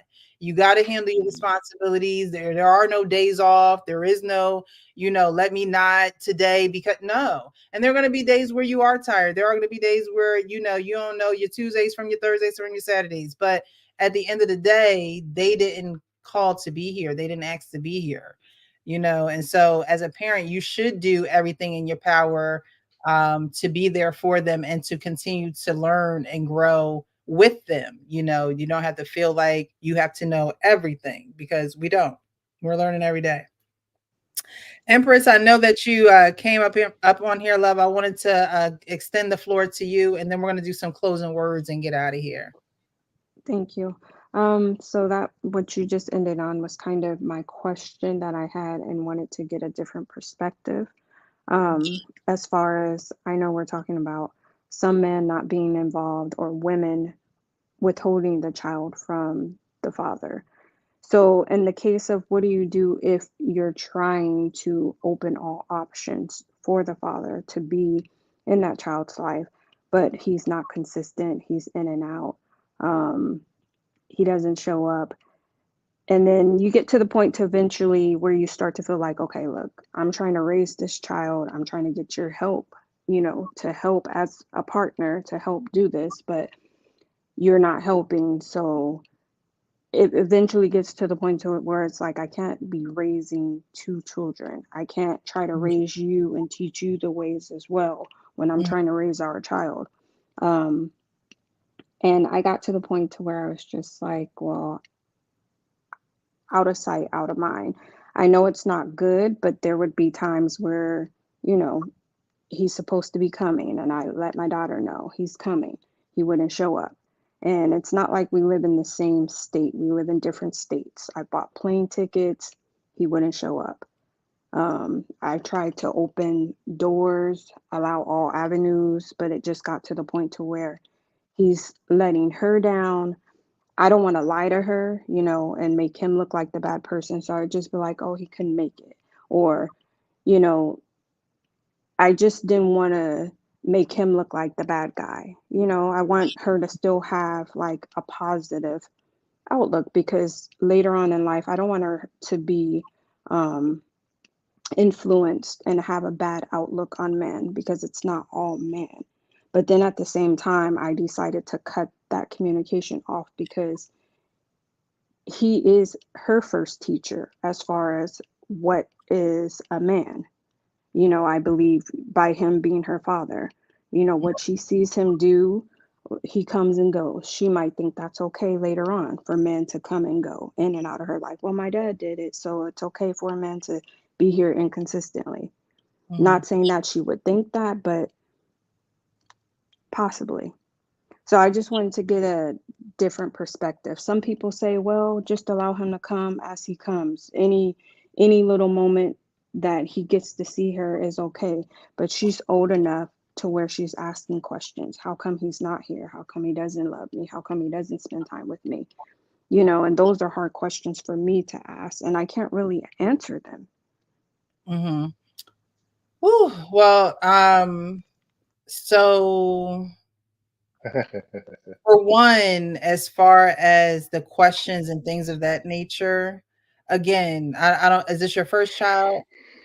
Yes, it was both of our first child. His first child, my first child.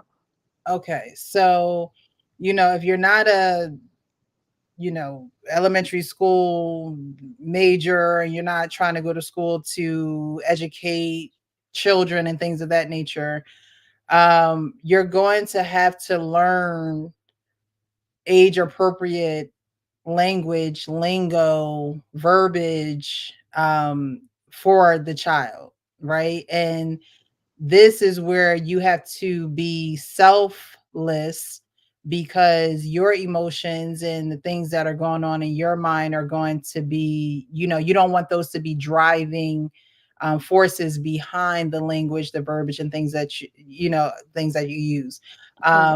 When you don't know, say, I don't know. I don't know why daddy didn't come today, but you know, let's hope that he comes tomorrow. Always be the agent that's still on dad's side, even when you don't agree with dad. Right. Because that's still dad, right? And you laid down with dad and had that baby. I can understand what Art Payne was saying the very first clip that we played. You know, we're trying to have this man be somebody that he's not. And we as women, Empress, and we got to keep it real, right? We're here on the Real Precious. We as women, we know the caliber of man that we opening our legs to. We know the caliber of man that he is, right? So now a child is here and we want him to be super dad when he wasn't that before he was now given this title as father. So that is something that we do have to, as women, be honest with, because if not, we're going to continue to lie to ourselves, and then our child is going to see us continue to lie to ourselves, and they think it's going to be okay to lie to them. We don't realize how much energy is transferred into a child in those early years, especially if you breastfeed. And it's just so much that's deeper than conversation on a YouTube live right now. But definitely have the verbiage, definitely have grace, because there was grace there when you were having sex. So always be the agent that's still supportive, but also have boundaries, because at the end of the day, you are the main person raising the children, right? You're the main person raising the child. And so if you have to have your village, that's fine. And you don't want to cut him out completely because he is the father. So you still have those lines of communication open, but there will be boundaries. Okay. As far as plane tickets and things of that nature, if it's not a joint effort, you know, you buying a ticket, he buying a ticket, or whatever the situation may be, I wouldn't go that far until you saw some type of consistency. But what I will also say is, you know, emotions are going to run high. You know, you're going to probably be frustrated. You're going to, you know, rack your brain like, I don't understand why he's just not getting together. I had to pick up this responsibility. I have to, you know, do this day in and day out with no choice, no options, no none of that.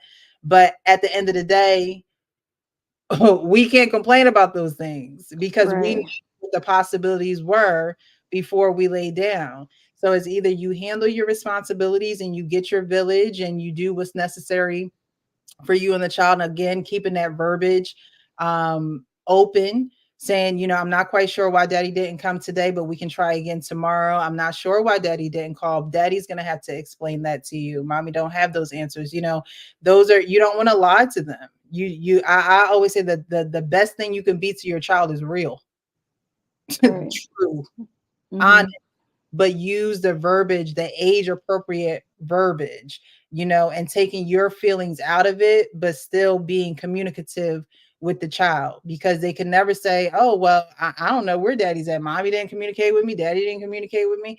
No, I'm, daddy was supposed to come. I'm not quite sure. He may have gotten, stuck in traffic. We want to hope that he's well. We always have to be the agents of proper communication, because that's how our children are going to learn. There's so many parents who teach their kids ill will. They teach them how to talk bad. They teach them the horrible outlook.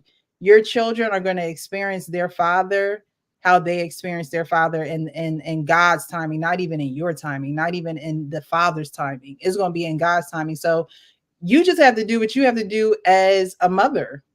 And there are going to be days where you want to complain. This is why a relationship with God is very important too, because we can't do this in our own strength. We were never designed to. It wasn't, he didn't create it to be that way.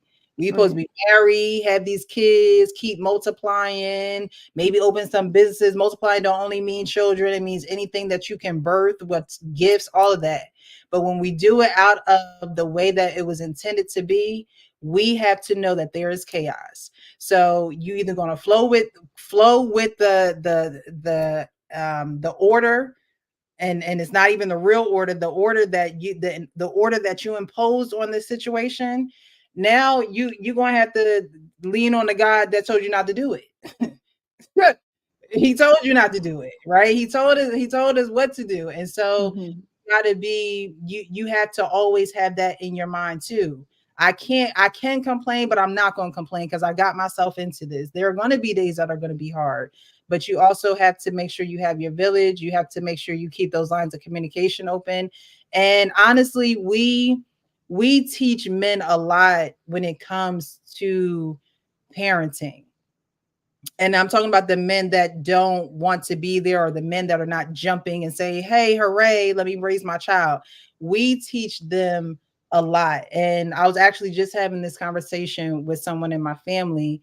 And I said, you know what? You're going to have to be the patient one. You're going to have to be the one that is going to have to extend grace, because you've been a parent before. He hasn't. This is his first time. He knows you as a parent of somebody else. He don't know you as the mother of his child. So you have to, we have to really humble ourselves. We have to really, really, get to a point where it's just like, I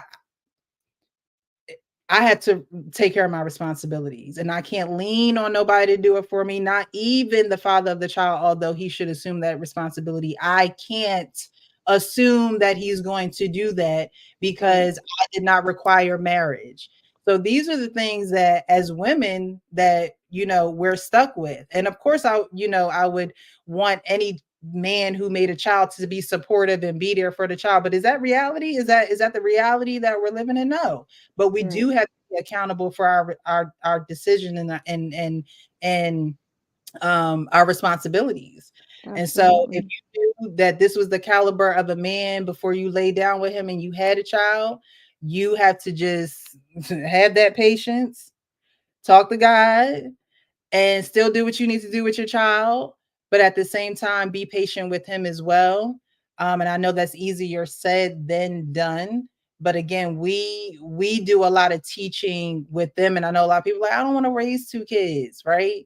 But when it comes to a child, God gave us different organs, different roles, and he did that for a reason. Even in married couples, when married couples have babies, the woman is really, showing the man how to nurture the baby, and put your head, put your hand here and make sure his head is there. Like, even in those situations, the woman is helping that along too. So it's just going to be a little bit harder in a situation where you're not married to a man, because there is no order there. You've gone out of order. And so when you've gone out of order, you have to know that there will be chaos. There will be things that'll go out of order. There will be situations that you feel like you can't control or get under control. But unfortunately, that is the consequence of doing it out of order. And It's not saying that you can't, recover. It's just saying that you have to be aware and knowledgeable of what you've gotten yourself into, and pray that that man comes around. But if he doesn't, you know that you did everything in your power to make sure you were the agent that was supportive of them having a loving relationship, supportive, if any abuse or anything, of course, you keep that away from your child. But I always say that we definitely have to do a large part of the communication and patience and things of that nature. We just do. Okay. I hope that answers your question. I know it was kind of long-winded. No, it did.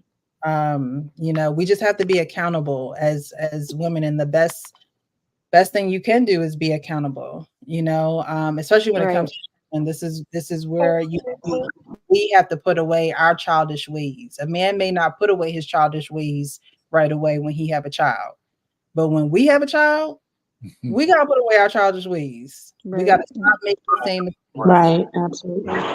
Be real with ourselves, because life just got real. Right.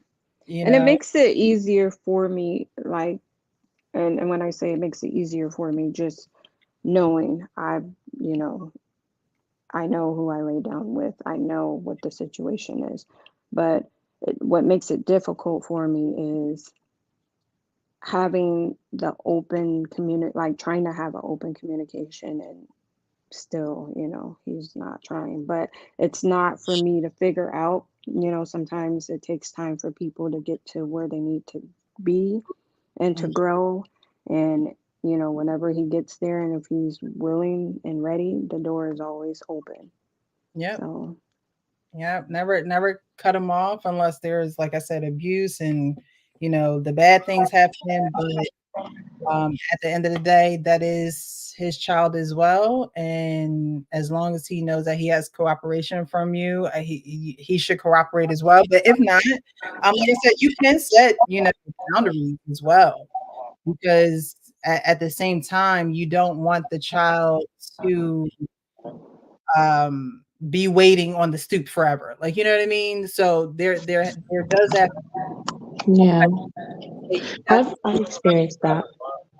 Yeah, you've done it 3 times already, and unfortunately, we can't have our daughter on the stoop. So when you let me know when gonna be here. When you say you're gonna be here, then text me, call me. I'll make sure she's ready. But at the same time, I can't stop every single weekend or every other weekend or whatever, and you say you're gonna be here and you're not, because then I have to make other plans. So you also, men will think that they can kind of get away with anything because they don't have the actual responsibility to have the child with them. They can move and slide how they want, right? So while all day you've been depleted taking care of a child, his energy is going to the gym. His energy is going to hanging out with his boys, going to get something to eat, and then he might slide through and take care of the child. And if that. But so they're not thinking like we're thinking when it comes to the kids, and so definitely set some healthy boundaries, but never cut them off from his child. Mm-hmm. Yeah, I'm in that situation now. It's been 7 years like that, and it was a little bit more consistent 7 when it started, when my ex-husband separated. But like now he has 50-50. I don't really pressure him to do anything. I try to be cordial and talk to him and everything. And it's just inconsistent. It's so inconsistent. And I don't make my children, look at him in a bad light. That's his actions will speak for itself. But I always, say, oh, okay, well, we'll try again. Or like Father's Day's coming up, like, hey, what we're gonna get your dad? Or let's send him a video or things like that. I try to keep it together so that they can have respect for him in some light. Like I don't want them to feel like they can't respect him, even though they have the inconsistencies and things like that. I still want them to have a level of respect, because I believe in the Bible, and it says honor your mother and your father. At least they can respect him and honor him in that life. Even though it's tough. I've talked to him about how he makes the children feel, but I said, you should come this week. He said, okay, I'll come. And then, 3, 4, 5 months pass. You know what I'm saying? So it's like, it's hard. And then when people say, oh, give the kids to the dad, I'm like, whoa, I don't know. Like, I kind of want to make it a bittersweet for him, but it's like, I want my children to be in a stable situation. And I want for them to have a good upbringing. So like it's kind of hard when one person is consistent and the other person is inconsistent, because that's what he experienced in his life. And so I have to accept the fact that I didn't vet enough and see how that really affected him, and just not handling his responsibilities. And so that's my bet. That's the bet I have to lay in. And I still do my due diligence so that my children respect their father.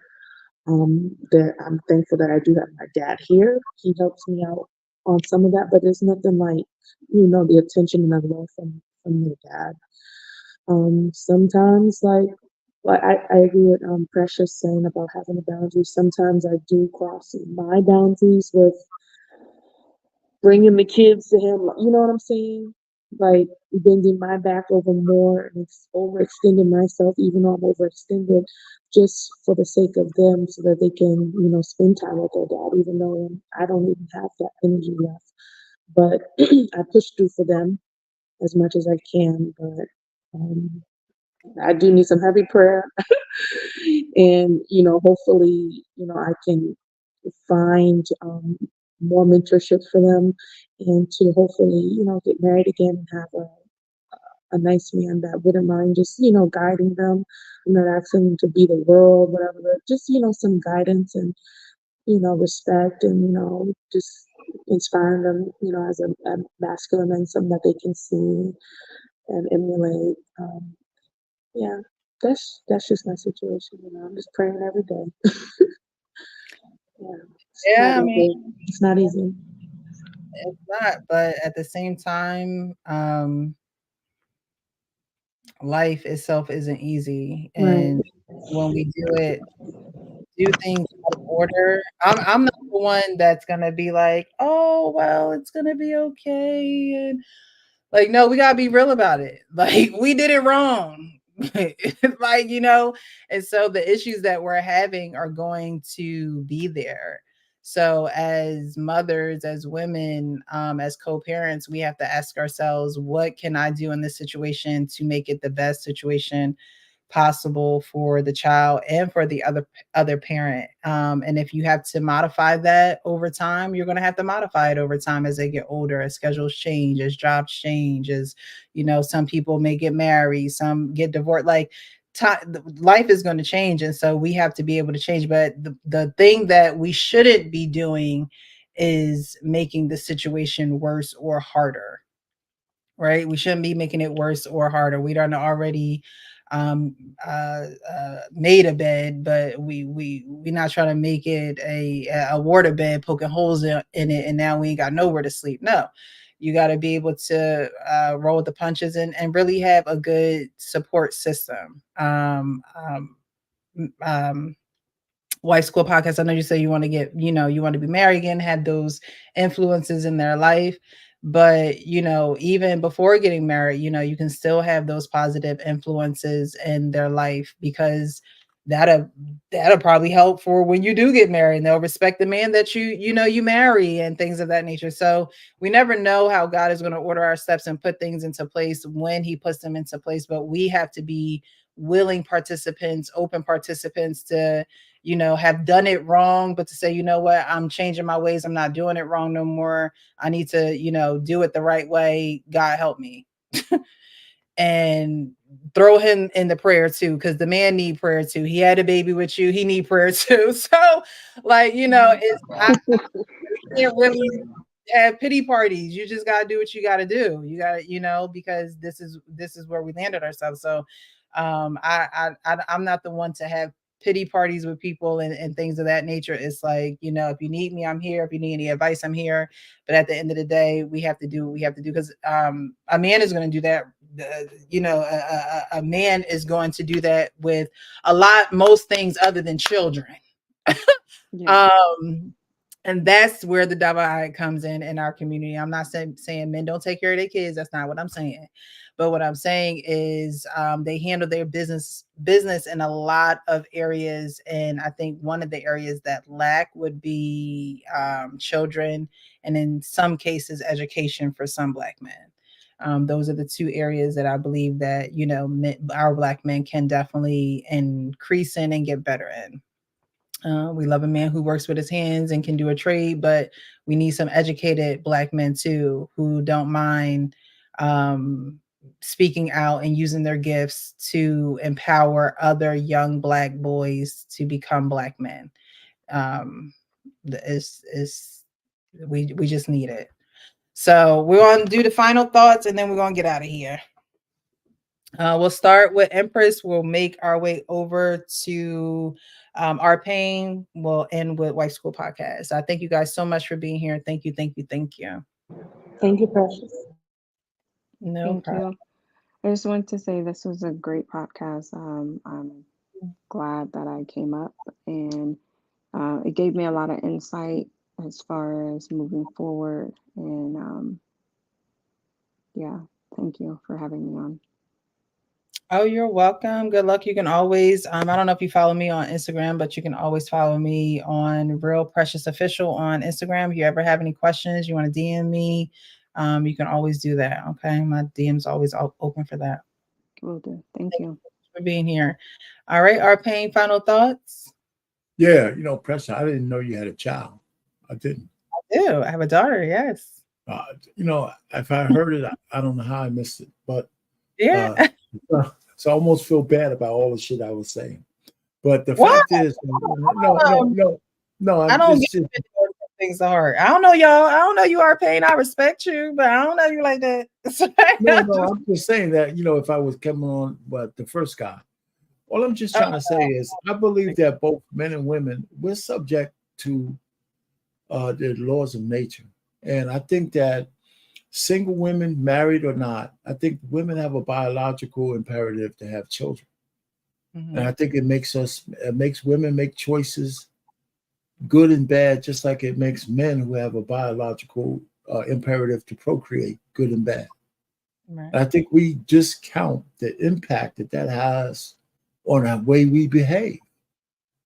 And so when we look for solutions and through whether they're good solutions or condemnation, we cannot ignore the fact that devoid culture, devoid social mores, devoid shame, we're going to divert to our basic natures. And a lot of people just, nobody has to agree with me, but I think I'm right. If you do any studies, the Lord of the Fly syndrome or all that kind of shit, if there's no reason for us to act in some kind of proper manner, and we're going to act based on our nature. That's just the way we are. That's because we're humans. You put men and women together, no matter what the crime is. You put women in men's prisons. You put men in women's prisons, and under threat of jail time, under threat of all kinds of crazy shit, they're going to still have sex. So all I'm just trying to say is, so it sounds like I'm, for the guy in the front. I'm not. I'm just saying that we can't ignore what makes us who we are. And if we're going to have a solution, we're going to have to see what is going to be more powerful than our basic natures. And so I think there's a difference between women, whether they're married or not, who have children, than a woman who hits 40 without children. Yeah. Because of the biological clock of a woman with a kid Without a husband, who cares about the husband? You hit your biological imperative. Your mindset's going to be a little different than a woman who hits 40 with no kids, even if she didn't want any. Because when that door starts to close, her mindset is going to change, whether she can deal with it or not. Yeah. The inevitability of not being able to do something is going to impact her one way or the other. I'm not going to say she's going to have a terrible life. I'm not going to do the Kevin Samuels and stuff like that. But you know what I'm trying to say?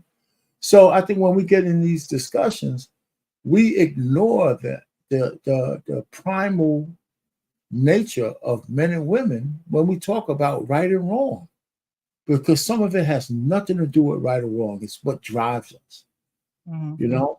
And so I just think we miss that a lot. And I don't know how to explain it enough to say that I think we're driven by society to do things and make decisions, but we also, in the absence of all of those governors, we act and behave in the way our nature tells us to. Right.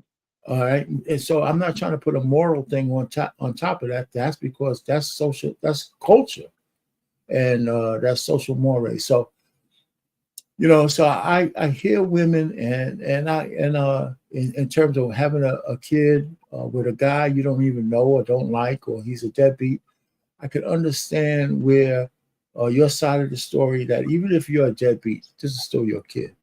I can dig that. Yeah.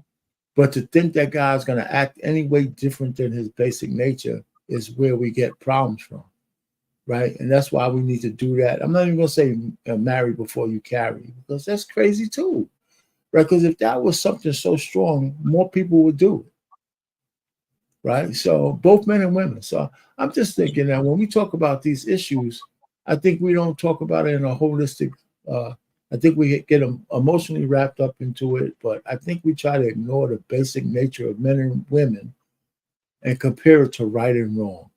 And I think that those kind of conversations, those are black and white, and that's not where we live. That's not where humanity lives. And we are men and women. We're still part of the animal kingdom at the top of the apex, but we're still subject to the laws of nature. I don't know if that makes sense to anybody but me, but I'm just saying, you know, so I didn't know you had a kid, but good. Look, you know, so, and for all of you ladies, I might sound hard, and you might have, I don't even want to call it a mistake, because once the kids come, the kids are innocent, and somebody's got to take care of them. I could dig that. So, you know, but I think we should take a holistic approach to how we want to do this thing in the future. I think we might come to better solutions than the ones we have, as opposed to just condemning one person, a man, or condemning a woman. And so let me land it there. Okay. Thank you so much, Art Payne. I appreciate you coming on these panels every Monday. I really, really do. Thank you so much. The Wife School Podcast, your final thoughts, Miss? Well, thank you for having me on, Precious. I think I did like 3 different shows tonight. Everybody has some really, I appreciate it. Yes, Art Payne, a great show. I mean, I think we're really getting deeper into these conversations in light of, you know, Men's Mental Health Month, and really trying to understand the man, you know, more. I think that's very important, you know, if we're gonna fix these father wounds, if we're gonna fix our families. Definitely have to have these type of conversations, and you know, I hope that men can be, you know, open to fix those wounds, like to, you know, to look back and sit and like, wow, do I have any father wounds, or like, you know, just, you know, try to account for it, you know, and just try to make sure that you're not bringing it to your children if you have any, because it just really, it does, those wounds extend generationally. So I think closing up the wounds, binding them up, you know, cleaning out the grit and grime of all the hurt and disappointments that we have can help us move forward in a more healthier mindset. And I just really appreciate the conversation tonight, and I'm gonna go back to my drawing board and try to, talk to the children's father again and say, hey, we gotta, do a little bit better, because, we don't want to create deeper wounds and, really think about that and talk with my children, just start revisiting that, at different stages, because when they're young, they're not really thinking about it so much. Now they're getting older.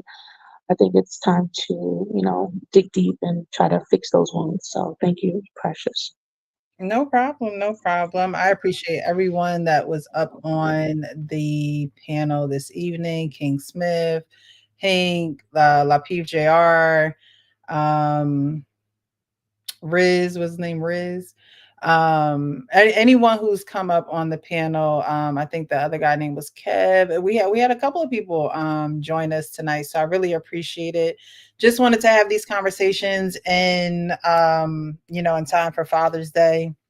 Again, Mother's Day gets a lot of celebration, hoopla, but Father's Day doesn't necessarily get all of that. So definitely, if you come across a father, tell them Happy Father's Day, appreciate them. I saw something on the news earlier, and they were given, ideas for father's gifts, and one of them was for everybody to give their father what they're thankful for. So they were really thank you notes, but it was a whole bunch of like little thank you notes, and it's just a way to be able to pour onto dad and thank him for the things that he's done, because he doesn't necessarily always hear thank you all the time. Especially as you get older, your kids get older, they become adults. You're not necessarily thanking them as much because they're not doing as much for you. So I thought that was a good idea. So, even with the child's fathers, I know, things may not be going the way that you may want them to go, but on Father's Day, just, try to still remember them just for being a father. And I know it may seem like, why do I got to do this? He ain't deserving.